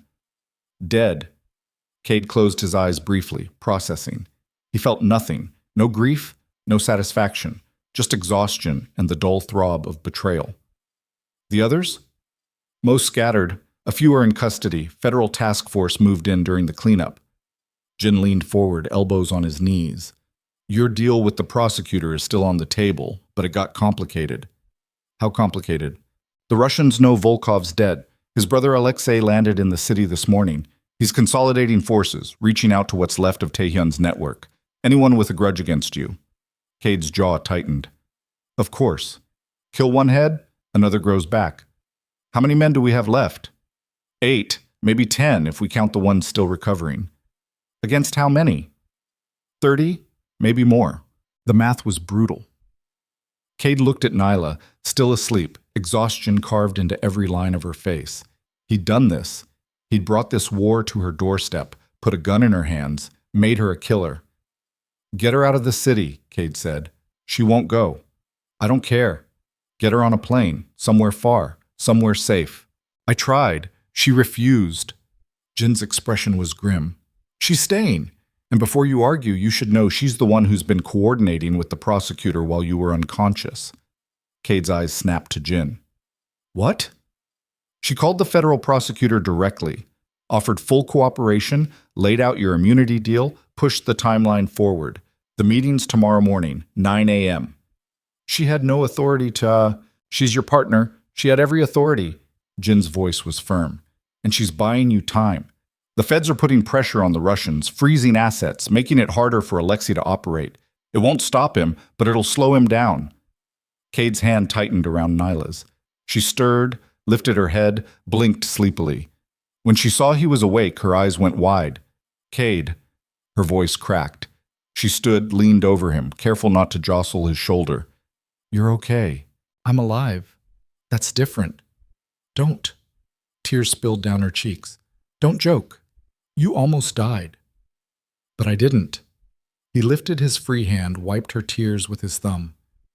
"Because of you." Nyla shook her head, her breath hitching. "I killed him. I killed Tae-hyun. You saved my life. I took a life." "I know." Cade pulled her closer, pressed his forehead to hers. "And I'm sorry you had to, but you did the right thing. It doesn't feel right. It never does." She cried against him, quiet and broken, and Cade held her as best he could with one working arm, feeling the weight of what he'd cost her, what he'd taken from her that could never be given back. Jin cleared his throat. "I'll give you two a moment. But sir, we need to talk strategy, soon." 1 hour, Cade said. Jin nodded and left. Nyla pulled back, scrubbed at her face with the heels of her hands. "Jin told me about Alexei Volkov." "Of course he did." "We're not backing down." "Nyla." "No, don't even think about sending me away. I'm in this. All the way. You said that's what you wanted. Not at the cost of your life." "Then we'd better make sure we win." Her voice was steady now, resolved. I met with the prosecutor. His name is David Chen. He's willing to fast-track your immunity deal in exchange for testimony against Alexei's operations and full disclosure on your network. That's a death sentence. Only if Alexei lives long enough to carry it out. Cade stared at her, seeing something new in her eyes. Steel, determination, the kind of ruthlessness born from survival. She'd crossed a line when she pulled that trigger, and there was no going back. "What are you suggesting?" he asked carefully. "We don't wait for Alexei to come to us. We go to him first." "With what army?" "With information. With leverage."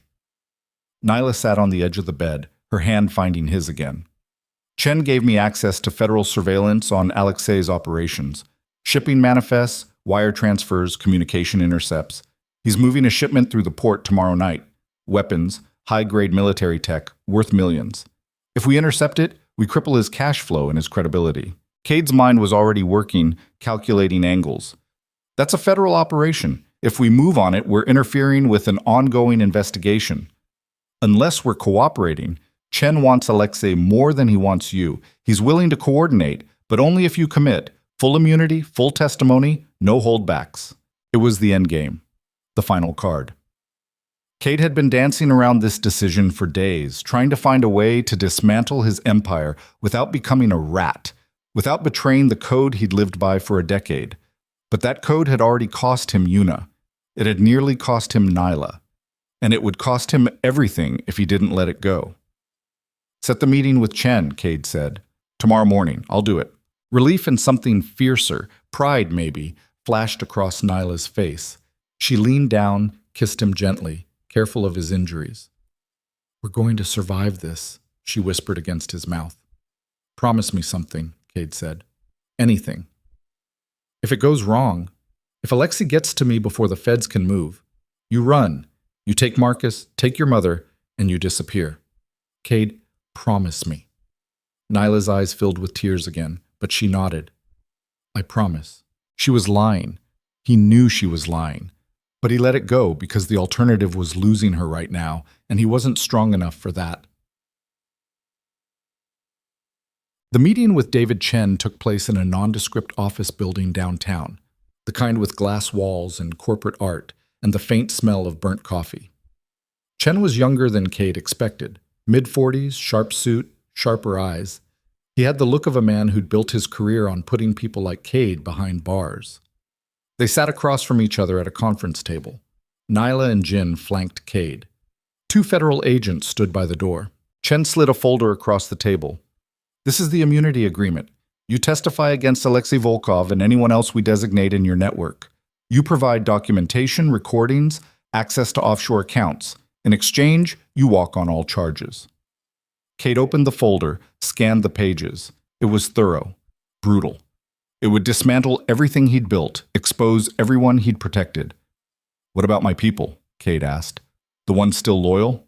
"Depends on their involvement. Minor players get reduced sentences. Major players face the full weight of RICO statutes."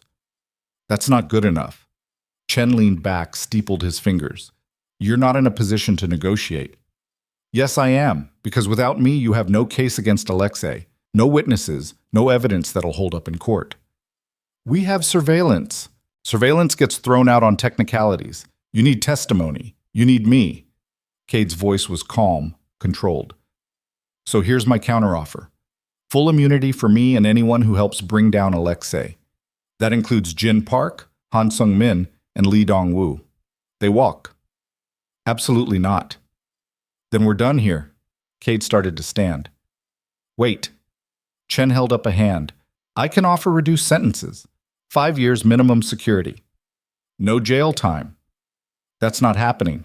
Nyla spoke up, her voice cutting through the tension. "What if they help with the intercept tomorrow night? Active cooperation. They're putting their lives on the line." Chen considered this, jaw tight. "If they participate in the operation and it's successful, I can argue for probation, but I'm not making promises." Cade looked at Jin, saw the resignation in his second's eyes. 5 years. Probation. It was better than life in prison. Better than death. "Fine," Cade said. "We have a deal." Chen slid a pen across the table. Cade picked it up, hesitated for just a moment, feeling the weight of a decade collapsing into a single signature, then signed. "Now, tell me about the shipment," Chen said. Cade laid it out. The container number, the ship manifest, the timing. Alexei was using a front company to move weapons through the port, scheduled to offload tomorrow night at 11 p.m. The cargo would be transferred to trucks, distributed to buyers across 3 states. "We intercept before the transfer," Cade said. "Hit them when the container's still isolated. Fewer variables, less chance of civilian casualties. And Alexei? He'll be there. He always oversees major shipments personally, doesn't trust anyone else." Chen nodded slowly. "We'll have tactical teams in position. You and your men provide layout intel, entry points, but once it starts, you stay back. This is a federal operation." Understood. They spent the next 2 hours going over details. Blueprints of the port, guard rotations, communication protocols. By the time the meeting ended, Cade's shoulder was screaming and his vision was blurring at the edges. Nyla noticed. She stood, placed a hand on his good shoulder. "We're done for today." Chen didn't argue. He gathered his files, stood. "Tomorrow night, 11 p.m. Don't make me regret this." "I won't," Cade said. They left the building, climbed into Jin's car. The moment the doors closed, Cade let his head fall back against the seat, exhausted. "You okay?" Nyla asked. "No, but I will be." Jin drove them to a new safe house. Different location, tighter security. Marcus was already there, along with Nyla's mother, who'd been moved from the hospital under federal protection. The reunion was brief, tense. Marcus still wouldn't look at Cade. Nyla's mother was too weak to do more than squeeze her daughter's hand. That night, Cade and Nyla lay in a small bedroom on the second floor, her head on his chest, his good arm around her. Neither of them could sleep. "Are you scared?" she asked quietly. "Terrified." "Me too." "You don't have to come tomorrow night." "Yes, I do."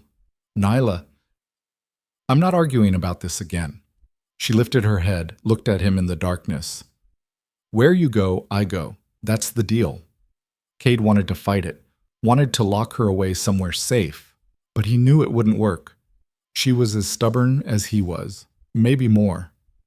"Then stay close to me," he said. "And if I tell you to run, you run. Same goes for you." He almost smiled. "Deal." She kissed him, slow and deep, and for a moment the fear receded. For a moment, it was just them. 2 people who'd found each other in the wreckage and refused to let go. But morning came too fast. And with it, the final battle. Done. The port at night was a maze of shipping containers, cranes casting long shadows, the smell of salt and diesel thick in the air. Cade stood beside Jin and the 2 remaining lieutenants, all of them wearing Kevlar vests under their jackets, earpieces connected to the Federal Tactical Team's communication network. Nyla stood behind him, similarly outfitted, a handgun Jin had given her tucked into her waistband. She'd argued for it. Cade had lost that fight too. Chen's voice crackled through the earpiece. "Alpha team in position. Bravo team holding at the north entrance. We have eyes on the container." No movement yet.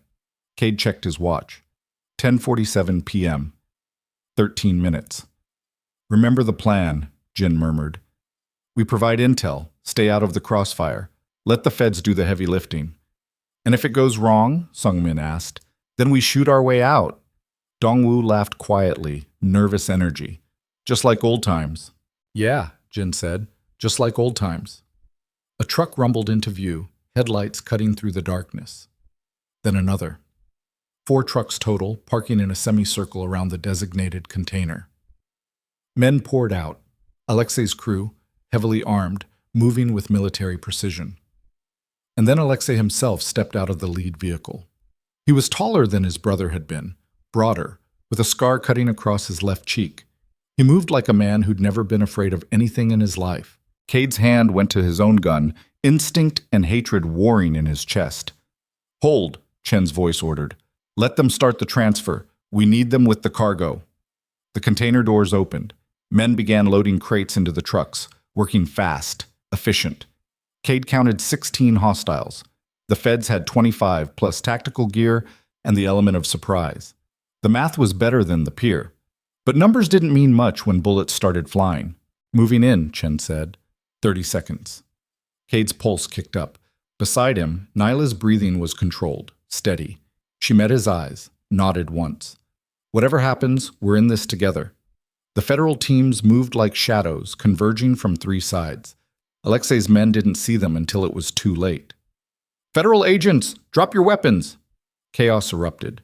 Alexei's men opened fire immediately. The feds returned it. Muzzle flashes lit up the night, the sound deafening, ricocheting off metal. Cade grabbed Nyla, pulled her behind a container, Jin and the others following. So much for staying out of it, Dongwu muttered.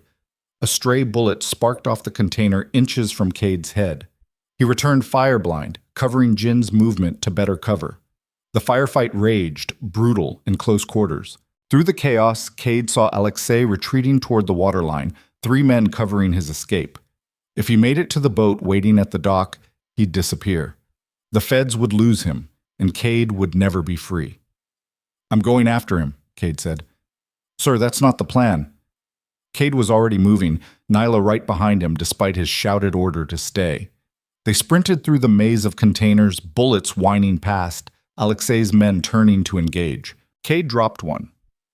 Nyla took down another with surprising accuracy. The third got a shot off that grazed Cade's ribs, pain lancing through his already damaged shoulder. He didn't stop. They burst out onto the dock. Alexei was at the boat, 1 foot already on the deck. He turned, saw Cade, and smiled. Minseo, come to die? Come to finish this. Alexei raised his gun. Cade raised his. They fired simultaneously. Cade's shot caught Alexei in the chest. Alexei's went wide, hitting the water. The Russian stumbled, fell back against the boat, blood spreading across his expensive shirt. Cade walked forward slowly, gun trained, making sure. Alexei looked up at him, wheezing, eyes already glazing.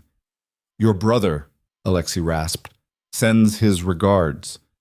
Your brother's dead, and now so are you. Alexei's laugh turned into a cough, blood bubbling at his lips. You think this ends it? You think there aren't 10 more waiting to take my place? Maybe, but they'll have to go through the feds first. Coward, hiding behind. Alexei's words cut off as his body went slack, eyes staring at nothing. Cade stood there, gun still raised, waiting for the satisfaction that should come with revenge. It didn't. He just felt tired, hollowed out. Nyla appeared at his side, her hand finding his. Is it over? For him. Yeah. Behind them, the gunfire was dying down. Chen's voice crackled through the earpiece, calling the all clear. Federal agents swarmed the dock, securing the scene, cuffing the survivors. Chen himself walked over, looked down at Alexei's body, then at Cade. You were supposed to stay back. He was escaping. Convenient. It's done. That's what matters. Chen stared at him for a long moment, then nodded. Yeah, it's done. He gestured to his agents. Get statements from everyone. And someone call the coroner. Cade turned away, suddenly exhausted beyond measure. Nyla held on to him, keeping him upright. Jin approached, a cut above his eye but otherwise intact. We good? Jin asked. We're good. Sungmin and Dongwu emerged from the chaos, both limping but alive. The 8 men Cade had left were now 5, but they were breathing. Chen walked over with the tablet, pulled up a document. This is your witness protection paperwork. New identities, relocation assistance. You sign, you disappear, you start over. Cade looked at the screen, at the legal text that would erase Cade Minseo and create someone new. Someone clean. He thought about Yuna, about the decade he'd spent building walls, about the moment Nyla extended her hand and everything changed. He took the tablet, signed. What happens now? Nyla asked. Chen powered down the tablet. Now you go home, pack what matters. Tomorrow, you're someone else. Home. Cade almost laughed. He didn't have a home. He had properties, safe houses, investments, but no home. Except maybe he did. Maybe home was the woman standing beside him, refusing to let go even when letting go would have been easier, safer, smarter. They walked back through the port, past federal agents processing evidence, past the bodies being loaded into vans, past the remains of a life Cade had spent 10 years building and 1 week destroying. Jin drove them back to the safe house in silence. When they arrived, Marcus was waiting on the porch, fear and relief warring on his young face. You're okay, he said when Nyla climbed out of the car. I'm okay. Marcus looked at Cade, something shifting in his expression. Not forgiveness, not yet, but maybe the beginning of understanding. Thank you, Marcus said quietly, for keeping her safe. Cade nodded, too exhausted for words. They went inside. Nyla's mother was asleep on the couch, the home nurse watching TV with the volume low. Jin disappeared to make calls, coordinate the transition. The lieutenants collapsed into chairs, the adrenaline finally draining. Cade and Nyla climbed the stairs to the small bedroom, closed the door, and for the first time in what felt like years, they were alone. Neela helped him out of the Kevlar vest, wincing at the blood seeping through his shirt from the reopened shoulder wound. She cleaned it with supplies from the bathroom, her hands gentle but efficient. We did it, she said softly. We actually did it. Yeah. So why don't you look happy? Cade met her eyes. Because people died tonight. Good people, bad people, doesn't matter. They're gone because of choices I made. Choices we made. Nyla, no. We're in this together, remember? She cupped his face, forced him to hold her gaze. You don't get to carry all the guilt. I pulled a trigger too. I chose this life, chose you, chose to fight instead of run, so we carry it together. Cade's throat tightened. He pulled her close, buried his face in her hair, held on like she was the only solid thing in a world gone liquid. I love you, he said, the words raw, unguarded. I love you too. They stayed like that for a long time. Two people who'd survived a war neither of them should have, clinging to each other in the aftermath. Eventually, exhaustion won. They collapsed onto the bed, still dressed, wrapped around each other. Sleep came fast, heavy, dreamless. When Cade woke, dawn light was filtering through the window. Nyla was still asleep against him, her breathing even, peaceful. Outside, he could hear Jin on the phone, coordinating the next steps. New identities, new city, new life. The Empire was gone. The enemies were dead or scattered. The deal was signed. And for the first time in 10 years, Cade Minseo, soon to be someone else entirely, felt something he thought he'd lost forever. Hope. But hope was fragile. And the world they were stepping into wasn't built for people like them. People with blood on their hands and ghosts in their past. Cade looked down at Nyla, memorized the curve of her face, the way her hand rested over his heart. Whatever came next, whatever name he wore, whatever life they built, he'd fight for it. Not with bullets and threats and the weight of an empire, but with the simple, terrifying act of being human again, of choosing love when fear was easier, of holding on when letting go would hurt less. The sun rose higher, painting the room in gold. Somewhere in the city, federal agents were processing evidence. Somewhere, his former lieutenants were signing their own deals. Somewhere, the remnants of his empire were dissolving like smoke. And here, in this small room in a borrowed house, Cade Minseo began the hardest fight of his life. The fight to become someone worthy of the second chance he'd been given. Someone worthy of her. Nyla stirred, opened her eyes, smiled sleepily. Morning. Morning. What are you thinking about? Cade kissed her forehead, soft and certain. The future. Yeah? She propped herself up on one elbow, looked at him with those dark, unflinching eyes that had seen him at his worst and stayed anyway. What's it look like? He thought about it, really thought about it. Saw a small apartment in a city where no one knew their names. Saw Nyla's dance company, built from nothing. Saw Marcus graduating college. Saw her mother healthy, laughing. Saw quiet mornings and simple dinners and a life that didn't require armor. It looks like us, he said finally. Just us. No empire, no threats. Just two people trying to be normal. Normal's boring. Maybe, but I'm willing to try. Nyla smiled, that fierce, beautiful smile that had first cracked his walls. Then let's try together. She kissed him, and in that kiss was a promise. That whatever came next, whatever demons followed them, whatever price they still had to pay, they'd face it side by side. Not as a monster and his redemption, but as two broken people who'd found something worth saving in each other. Downstairs, Jin called up the stairs. Car's here? Time to go? Cade stood, extended his hand to Nyla. She took it without hesitation. And together they walked toward the door, toward the waiting car, toward the uncertain future, leaving behind the empire, the blood, the decade of isolation, and stepping into the terrifying, beautiful unknown of a life lived not in fear, but in hope. The car that came for them wasn't what Cade expected. Not a black sedan with tinted windows and armed escorts, just a plain silver SUV with government plates and a driver who barely looked old enough to shave. Chen sat in the passenger seat, manila folders stacked on his lap. "Get in," Chen said. "We've got a problem." Cade's entire body went rigid. Beside him, Nyla's hand tightened around his. Jin appeared in the doorway behind them, already reading the tension. "What kind of problem?" Cade asked. "The kind that means your deal might fall apart." Chen's expression was grim. "Get in. We don't have much time." They climbed into the SUV, Cade, Nyla, and Jin. The driver pulled away from the safe house before the doors were even fully closed. Chen twisted in his seat, passed one of the folders back to Cade. "Alexei Volkov had a contingency plan," Chen said, "in case something happened to him. His lawyer released a cache of documents this morning. Recordings, photographs, financial records, all implicating you in crimes that predate our immunity agreement." Cade's blood went cold. He opened the folder, scanned the contents. Bank transfers from 8 years ago. Surveillance photos of meetings he'd thought were secure. Audio recordings of conversations that should have been impossible to capture.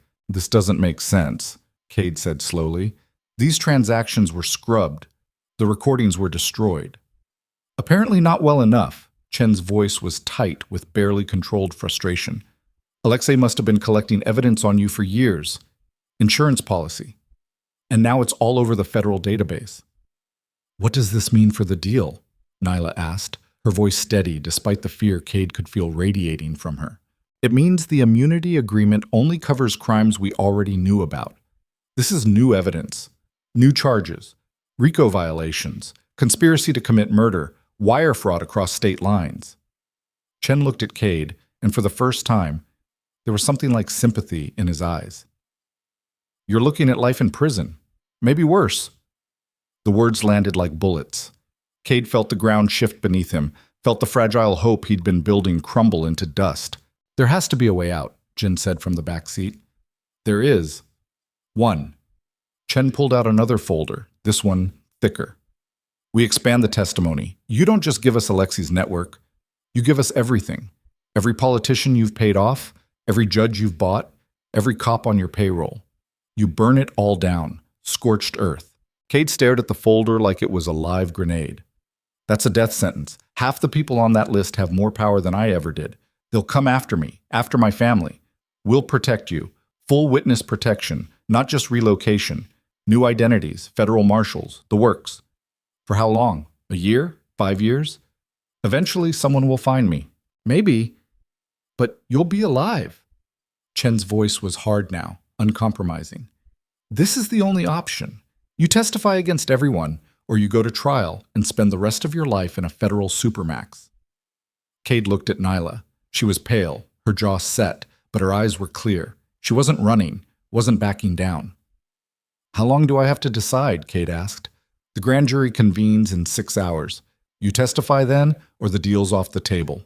6 hours. 6 hours to decide whether to destroy the lives of dozens of powerful people who would spend every resource they had hunting him down. 6 hours to choose between prison and a target painted on his back for the rest of his life." The SUV pulled up to a federal building downtown, concrete and glass and armed guards at every entrance. Chen led them inside, through security checkpoints and sterile hallways, into a small conference room with a table, 4 chairs, and a recording device set up in the center. "You'll give your deposition here," Chen said. "We'll record everything, compile it for the grand jury. The prosecutors will use it to secure indictments. And if I refuse, then agents are waiting outside to place you under arrest." Chen's expression was apologetic but firm. "I'm sorry, Minseo. This is how it has to be." Cade sank into one of the chairs. Nyla sat beside him, her hand finding his under the table. Jin stood near the door, arms crossed, watching. Chen set up the recording equipment, tested the levels. Then he sat across from Cade, a legal pad and pen in front of him. "Whenever you're ready," Chen said. Cade looked at Nyla one more time. She nodded, a tiny movement that said everything. "I'm here. I'm not leaving. We do this together." He took a breath, let it out slowly, and began to talk. The deposition took 4 hours. Cade named names, recounted meetings, detailed payoffs and bribes, and under-the-table deals that went back nearly a decade. He exposed senators and city councilmen, judges and police captains, businessmen and bureaucrats. He dismantled the entire corrupt infrastructure he'd spent years building, brick by bloody brick. Chen took notes, asked clarifying questions, pushed for details Cade didn't want to remember. The recording device captured every word, every damning confession. By the time they finished, Cade felt hollowed out, emptied. He'd betrayed everyone he'd ever worked with, everyone who'd trusted him to keep their secrets. And he'd do it again. Because the alternative was losing Nyla, losing the future they were trying to build. Chen powered down the recording equipment, gathered his notes. That's enough. More than enough. The prosecutors will have a field day with this. When did the arrest start? Cade asked, his voice hoarse from talking. Within 48 hours. We'll move fast, coordinate with multiple agencies. Some of them will flip, offer their own testimony in exchange for deals. Others will fight, but they'll all go down. And us? You leave tonight. New identities are already prepared. We have a location picked out, far from here. Somewhere you can disappear. Chen paused. You understand you can never come back, right? Not to this city. Not to this life. Once you walk out that door, Cade Minseo is dead. Cade felt Nyla's hand tighten around his. I understand. Good. Chen stood, extended his hand. Cade looked at it for a moment, then shook it. For what it's worth, you did the right thing. Doesn't feel like it. It never does. Chen left. Cade, Nyla, and Jin sat in the conference room in silence, the weight of what they'd just done settling over them like ash. What happens to us? Jin asked quietly. You heard Chen. New identities, new city. We start over. And just forget who we were? No. Cade looked at his oldest remaining friend, the man who'd stood by him through hell. We don't forget, but we don't let it define us anymore either. Jim nodded slowly, processing. I never thought it would end like this. Neither did I. Was it worth it? Jin gestured at Nyla. All of this. For her. Cade didn't hesitate. Yes.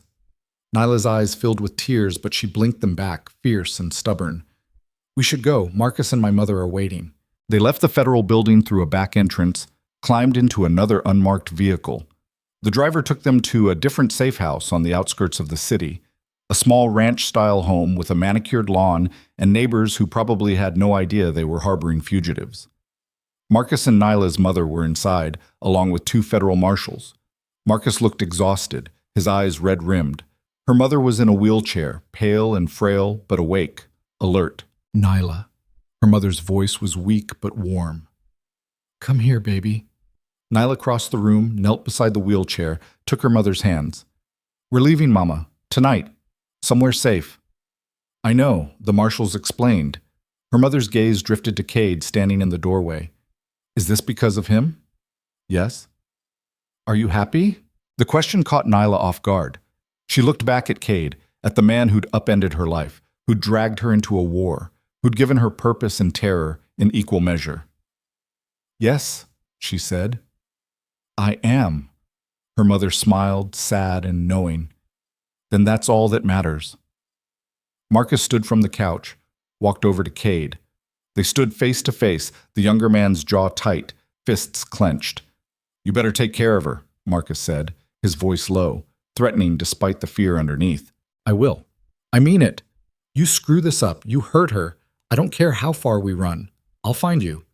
Cade almost smiled. The kid had steel in him after all. I know you will. Marcus held his gaze for another moment, then nodded, stepped back. The tension didn't dissolve completely, but it eased, enough to coexist, enough to move forward. One of the marshals approached, handed Cade an envelope. Your new documents, birth certificates, social security cards, driver's licenses. Study them. Memorize the details. As of tonight, you are Michael Chen, age 38, former accountant. Your wife is Natalie Chen, dance instructor. Her mother is Susan Park, retired teacher. Her brother is David Park, college student. The names felt foreign, wrong. But Cade took the envelope, opened it, stared at the ID with a stranger's name and his own face. Michael Chen. The man who wasn't a killer, the man who'd never built an empire on blood and fear. The man who could walk into a grocery store without calculating exits and threats. Your flight leaves in 3 hours, the marshal continued. Private plane to Denver. From there, you'll be driven to a small town in Montana. We've set up housing, jobs, everything you need. You'll check in with us monthly, but otherwise, you're on your own. Montana. Kate had never been to Montana. Didn't know anything about it except that it was cold and isolated and about as far from his old life as he could get. Perfect. What about Jin and the others? Kate asked. Separate relocations. For security. You won't know where they are, they won't know where you are. Cade looked at Jin, felt the finality of it hit him. They'd been together for a decade, brothers in everything but blood, and now they'd never see each other again. Jin crossed the room, pulled Cade into a brief, tight embrace. Take care of yourself, sir. You too. And Jin? Yeah? Thank you for everything. Jin's eyes were bright, but he didn't let the tears fall. It was an honor. They broke apart. Jin gathered his things, followed one of the marshals out. The door closed behind him, and just like that, another piece of Cade's old life was gone. About 6. The flight to Denver was quiet. Nyla sat beside Cade, her head on his shoulder, exhaustion finally catching up. Marcus and her mother slept in the seats behind them. The plane's engines hummed, a white noise that should have been soothing but only amplified the silence. Cade stared out the window at the darkness, at the city lights shrinking below. Somewhere down there, federal agents were preparing raids. Arrest warrants were being signed. Lives were about to be destroyed because of the words he'd spoken into a recording device. He felt no satisfaction, no relief, just the dull ache of loss and the faint, fragile hope that maybe, somehow, he could build something better from the ashes. You okay? Neela murmured, not lifting her head. No, but I will be. Liar. He almost smiled. Probably. She sat up, looked at him in the dim cabin light. Do you regret it? Any of it? Cade thought about the question, really thought about it. Did he regret building the empire? Regret the violence, the corruption, the decade of isolation? Regret meeting her, dragging her into this nightmare? I regret what it cost, he said finally. The people who died, the lives I ruined. But you? He took her hand, threaded his fingers through hers. I don't regret you, not for a second.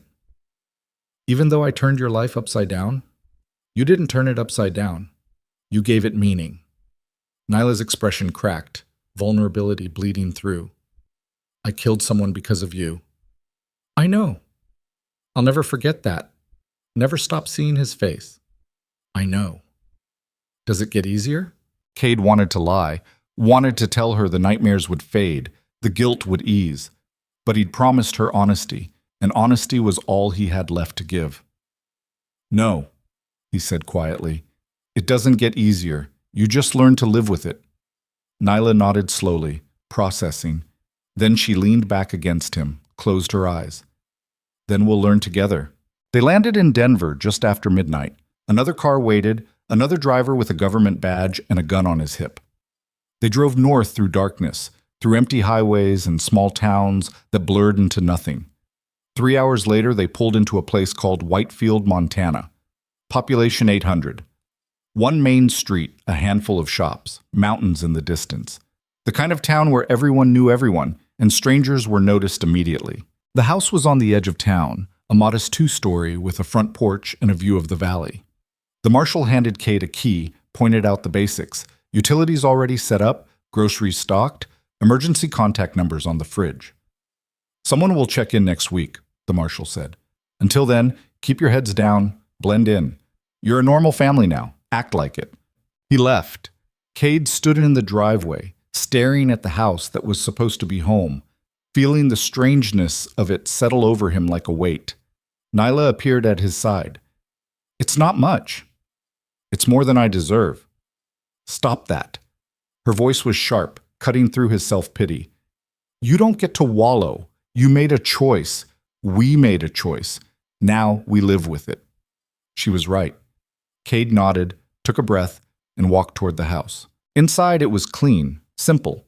Generic furniture, beige walls, nothing personal. Marcus helped their mother into a bedroom on the first floor, got her settled. Nyla found the kitchen, started making tea like routine could anchor them to this new reality. Cade wandered through the rooms, cataloging exits, sightlines, vulnerabilities, old habits. He forced himself to stop, forced himself to see the house for what it was, shelter, not a fortress. That night, they collapsed into bed, too exhausted to do more than hold each other. Nyla fell asleep within minutes. Cade lay awake, listening to the unfamiliar sounds. Wind through trees, the creak of the house settling. No sirens, no traffic, no city. He didn't sleep until dawn broke through the window, painting the room in soft light. The first week was the hardest. Everything felt wrong. The silence, the slow pace. The neighbors who waved and smiled and asked innocent questions that required careful, rehearsed answers. Cade had to remind himself constantly not to scan for threats, not to calculate violence, not to operate like a man living in the crosshairs. Nyla threw herself into building a new routine. She found a community center that needed a dance instructor, offered her services for almost nothing. Within days, she had a class of 12 kids learning basic ballet. Marcus enrolled at a local community college, started taking courses online to finish his degree. Her mother's health stabilized with the help of home nurses the witness protection program provided. Cade struggled. He'd taken a job at a small accounting firm in town, using the skills from his cover identity. The work was mind-numbing: tax returns, bookkeeping, spreadsheets that required no strategy, no risk. His coworkers were friendly, boring, safe. They talked about football and weather and their kids' soccer games. Cade felt like a ghost pretending to be human. 2 weeks in, he was standing in the kitchen, staring at the coffee maker, when Nyla found him. "You're not okay," she said. Not a question. "I'm fine." Liar. He turned to face her. She was in dance clothes, hair pulled back, eyes sharp and knowing. "I don't know how to do this," Cade admitted, the words harder than any confession he'd given to Chen. "I don't know how to be normal, how to pretend I'm not a killer, a criminal, a man with blood on his hands." Nyla crossed the room, stood in front of him. "You don't have to pretend. Not with me." "Then what do I do?" "You start living. Actually living, not just surviving." She took his hands. "You think I'm okay? You think I sleep through the night without seeing Taehyun's face? Without feeling the gun in my hand?" Her voice cracked. "I'm terrified, Cade. Every single day. But I get up anyway. I teach those kids to dance anyway. I choose to keep moving forward." "How?" "Because the alternative is letting the past destroy the future. And I refuse to do that." She pulled him closer. "We survived a war. We earned this peace, even if it's messy and hard and nothing like we imagined. So we fight for it. Every day. Together." Cade felt something in his chest loosen, just slightly. He kissed her, soft and grateful. "I don't deserve you." "Probably not, but you're stuck with me anyway." That afternoon, Cade left work early, drove to the community center, and watched Nyla teach. She moved through the room like light, correcting posture, demonstrating steps, laughing when the kids stumbled. She was radiant, alive. And watching her, Cade felt something he hadn't felt in years. Joy. Not the cold satisfaction of power, not the hollow victory of control. Just simple, uncomplicated joy at seeing someone he loved doing something they loved. After class, they walked home together. The sun was setting, painting the mountains gold and purple. Marcus was on the porch, textbooks spread around him. Nyla's mother sat in a chair nearby, wrapped in a blanket, smiling. This was the future. This quiet, ordinary, beautiful future. And Cade was going to fight like hell to protect it. 3 months after they arrived in Whitefield, the phone rang. Cade's entire body went cold. They'd been told to expect monthly check-ins, but the calls had been sporadic, brief. This one came at midnight. He answered. "Hello?" "Mr. Chen, this is Marshall Davies. We have a situation." Cade's mind immediately went to worst-case scenarios. Someone had found them. The Russians, the politicians. Someone from the past come to collect. "What kind of situation?" "One of the men you testified against, Judge Harold Winters, he hung himself in his cell last night, left a note. It mentioned you by name." Cade's blood ran cold. "What did it say?" "Tell Minseo he can run, but he can't hide. Tell him some sins don't wash away." Davies paused. We don't think it's an immediate threat, just the last words of a bitter man, but we wanted you to know. Are we safe? As safe as we can make you. We'll increase surveillance for the next few weeks, just to be sure. Davies hung up. Cade stood there, phone still pressed to his ear, feeling the weight of the past crash back into the present. Nyla appeared in the doorway, concern etched on her face. What's wrong? He told her. She listened without interrupting, her expression growing darker. He's dead, she said when he finished. He can't hurt us. His words can.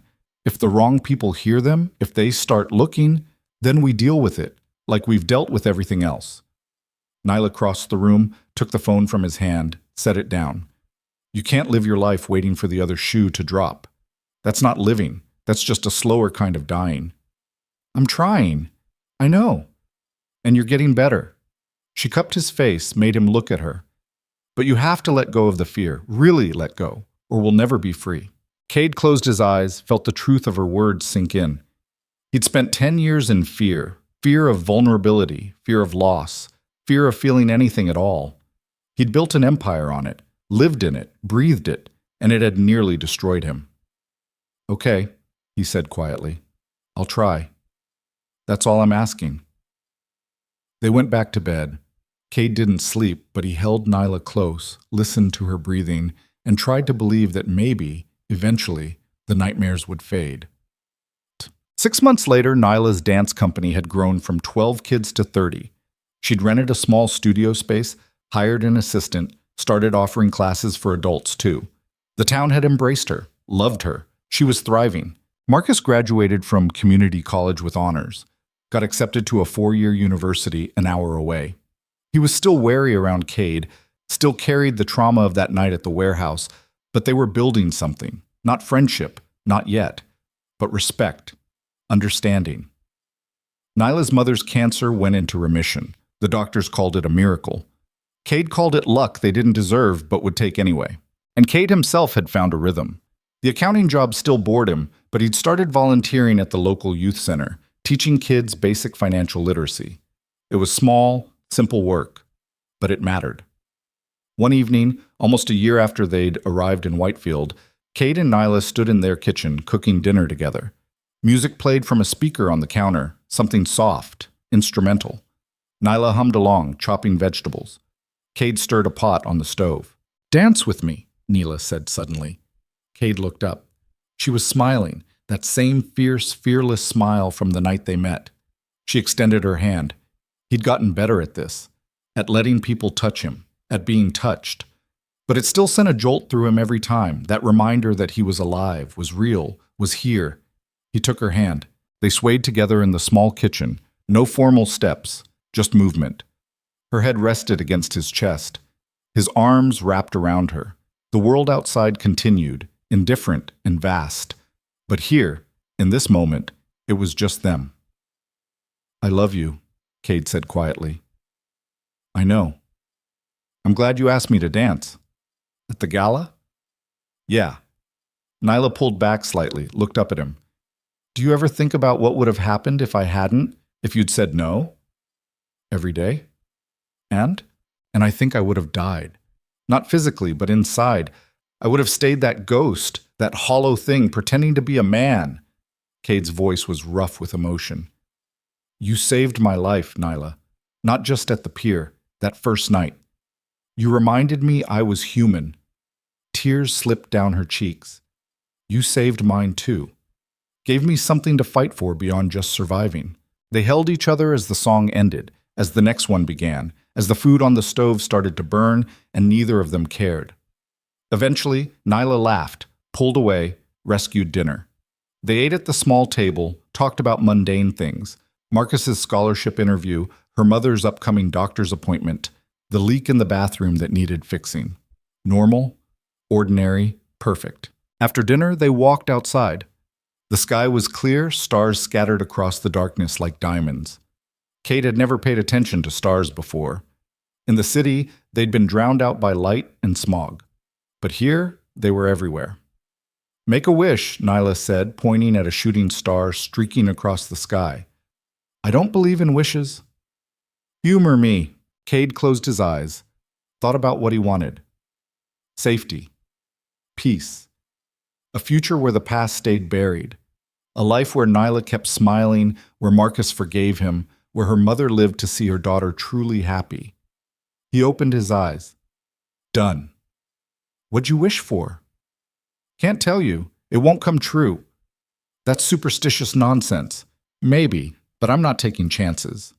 Nyla laughed, leaned into him.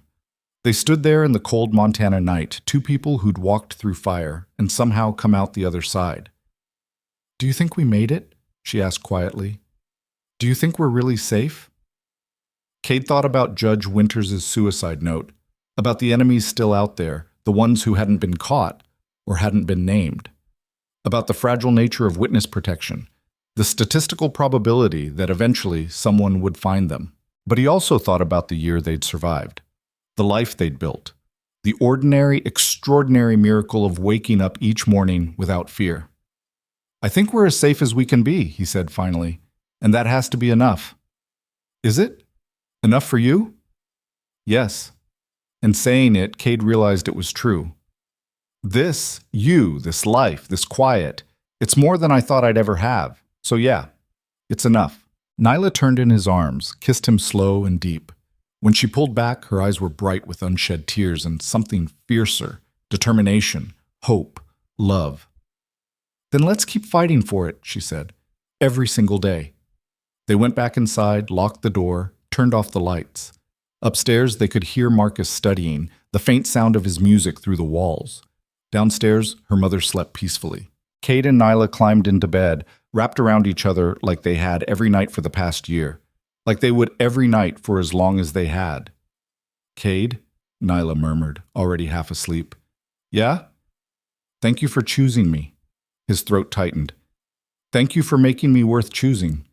She fell asleep against him, her breathing evening out, her body relaxing into trust. Cade stayed awake a little longer, listening to the house settle, to the wind outside, to the quiet proof that they'd made it. He thought about Yuna, about the decade he'd spent mourning her, punishing himself, becoming a monster to avoid being human. He thought about Tae-hyun, about the empire he'd built and destroyed, about Jin, wherever he was now, living under a different name. He thought about the people he'd hurt, the lives he'd ruined, the sins that would follow him to the grave. And then he thought about Nyla's hand in his at that gala, about her courage, her stubbornness, her refusal to let him hide. He thought about this house, this town, this simple, imperfect life they were building. And Cade Minseo, the ghost, the kingpin, the monster, let himself believe that maybe, just maybe, redemption wasn't about erasing the past. It was about choosing, every single day, to be better than what you'd been, to love when fear was easier, to build when destruction was familiar, to live when survival had been enough for so long. He closed his eyes, pulled Nyla closer, and let sleep take him. And in the darkness, in the quiet, in the safety of a life earned through blood and sacrifice and impossible choices, Cade finally, truly, let go. 3 years later.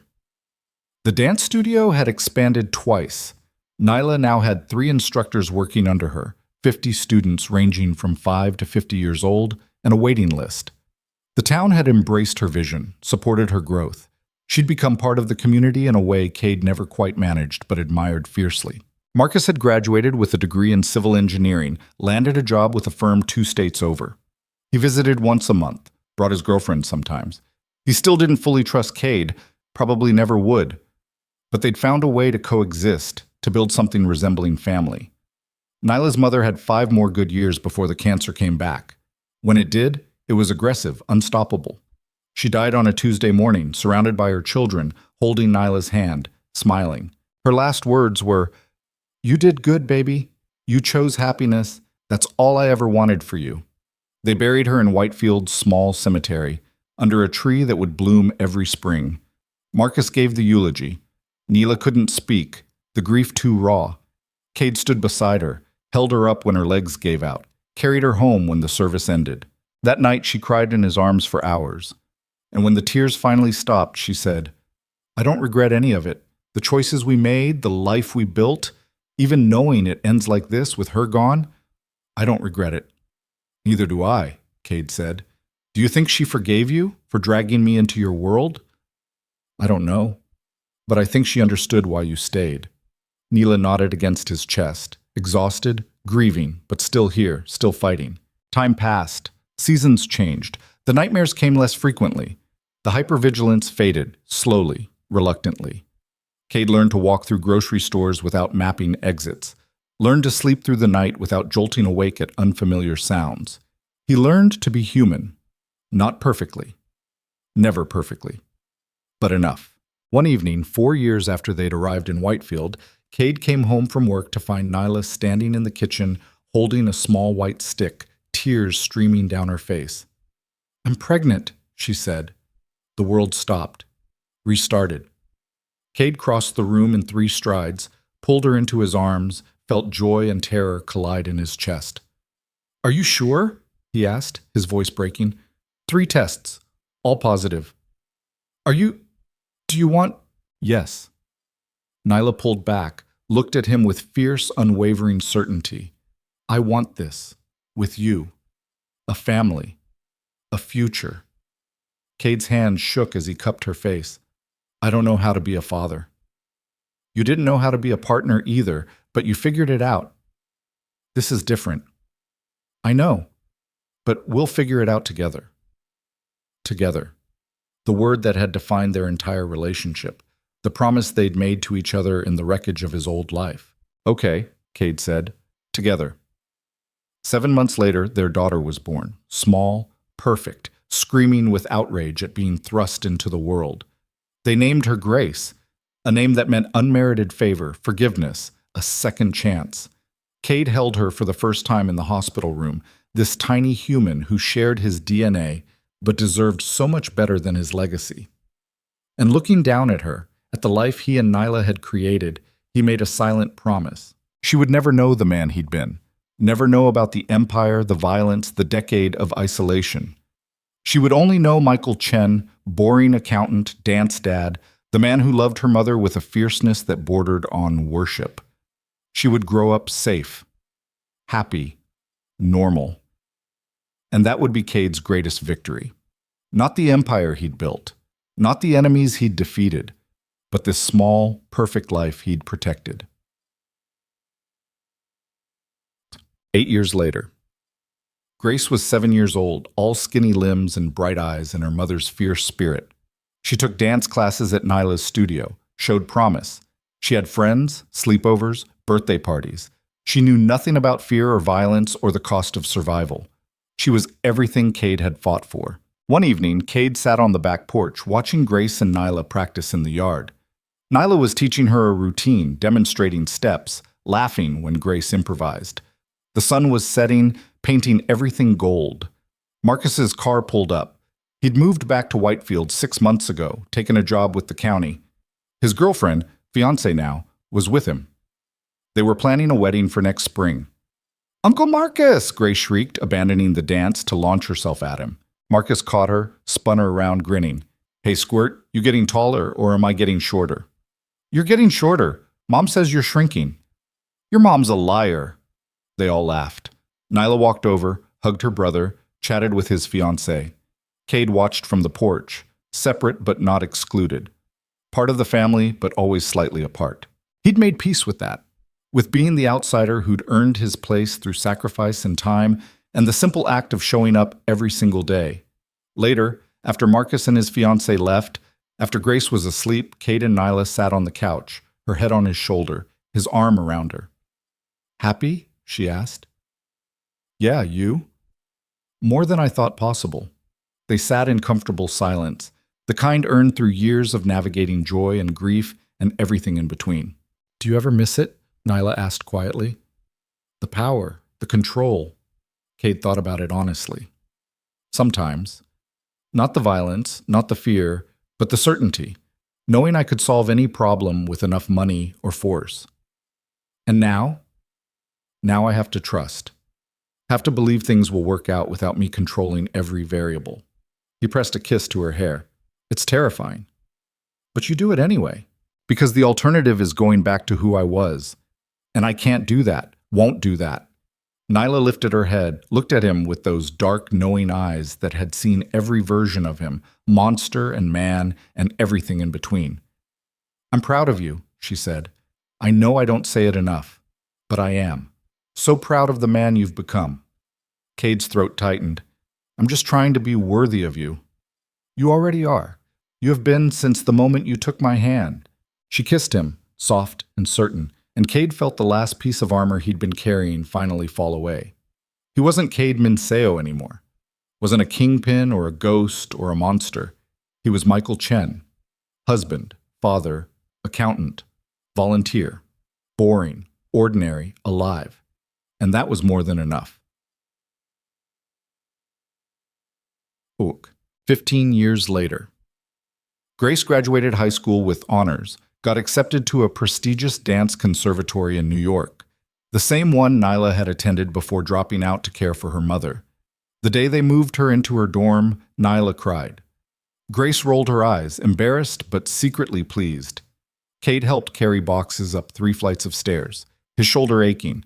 The old bullet wound still bothered him in cold weather. When everything was unpacked, Grace hugged them both fiercely. "I love you guys, even though you're embarrassing." "We're parents," Nyla said. "Embarrassing is our job." Grace laughed, pulled back. She looked so much like Nyla. Same fierce eyes, same stubborn chin, but she had Cade's quiet intensity, his ability to observe and calculate. "Take care of each other," Grace said. "Don't get weird and empty nest on me." "No promises," Cade said. They left her there, standing in front of her dorm, waving, ready to take on the world. On the drive home, Neela was quiet, processing. "She's going to be okay," Cade said. "I know, it's just hard letting go." "Yeah, it is." They drove back to Whitefield, to the house that had been home for nearly 2 decades. Marcus was waiting on the porch, his own kids, twins, age 4, running around the yard. His wife called them in for dinner. The house was full of noise, laughter, chaos. Marcus's family stayed for the weekend, filling the rooms with life. And on Sunday evening, after they left, Cade and Nyla stood in the suddenly quiet house, looking at each other. "So," Neela said, "what now?" Cade took her hand, the same way he had 1,000 times before. "Now we keep living." "Just the 2 of us?" "Just the 2 of us." Nyla smiled, that fierce, fearless smile that had started everything. "Dance with me." There was no music, just silence and the fading light through the windows. But Cade took her in his arms, and they swayed together in the empty living room. 20 years ago, she'd extended her hand to a man who'd forgotten how to be human.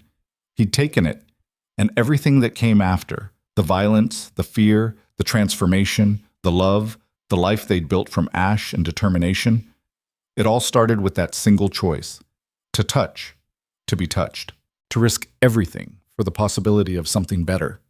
Cade held Nyla close, felt her heartbeat against his chest, and thought about the empire he'd destroyed, the man he'd been, the decades of isolation and control. And then he thought about this moment, this woman, this life. And he knew, with absolute certainty, that he'd made the right choice. Not because it was easy, not because it was safe, but because love, messy, terrifying, imperfect love, was worth every sacrifice, every fear, every impossible leap of faith. "I love you," he whispered into her hair. "I love you too," she whispered back. They kept dancing, 2 survivors who'd found each other in the unlikeliest moment and refused to let go. And outside, the sun set over Whitefield, Montana, painting the sky in shades of gold and crimson.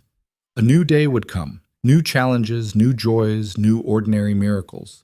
But for now, in this moment, in this quiet house, in each other's arms, Cade Minseo, the man who'd been a monster, who'd chosen humanity, who'd learned the hardest lesson of all, he was finally, completely, undeniably, home.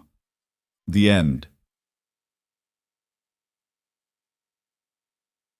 In the end, we're all just people trying to outrun our pasts, searching for someone brave enough to see us for what we really are, and choose us anyway. Some of us find that person, some of us don't. Cade and Nyla did. And in a world built on fear and violence and impossible odds, that might be the greatest victory of all. Not conquering kingdoms or amassing power, but learning to hold someone's hand without flinching, learning to love without armor, learning that the truest strength isn't in staying invulnerable, it's in choosing to be vulnerable anyway. Thank you for taking this journey with them. Thank you for witnessing their war, their transformation, their hard-won peace. May we all find someone who makes us brave enough to dance.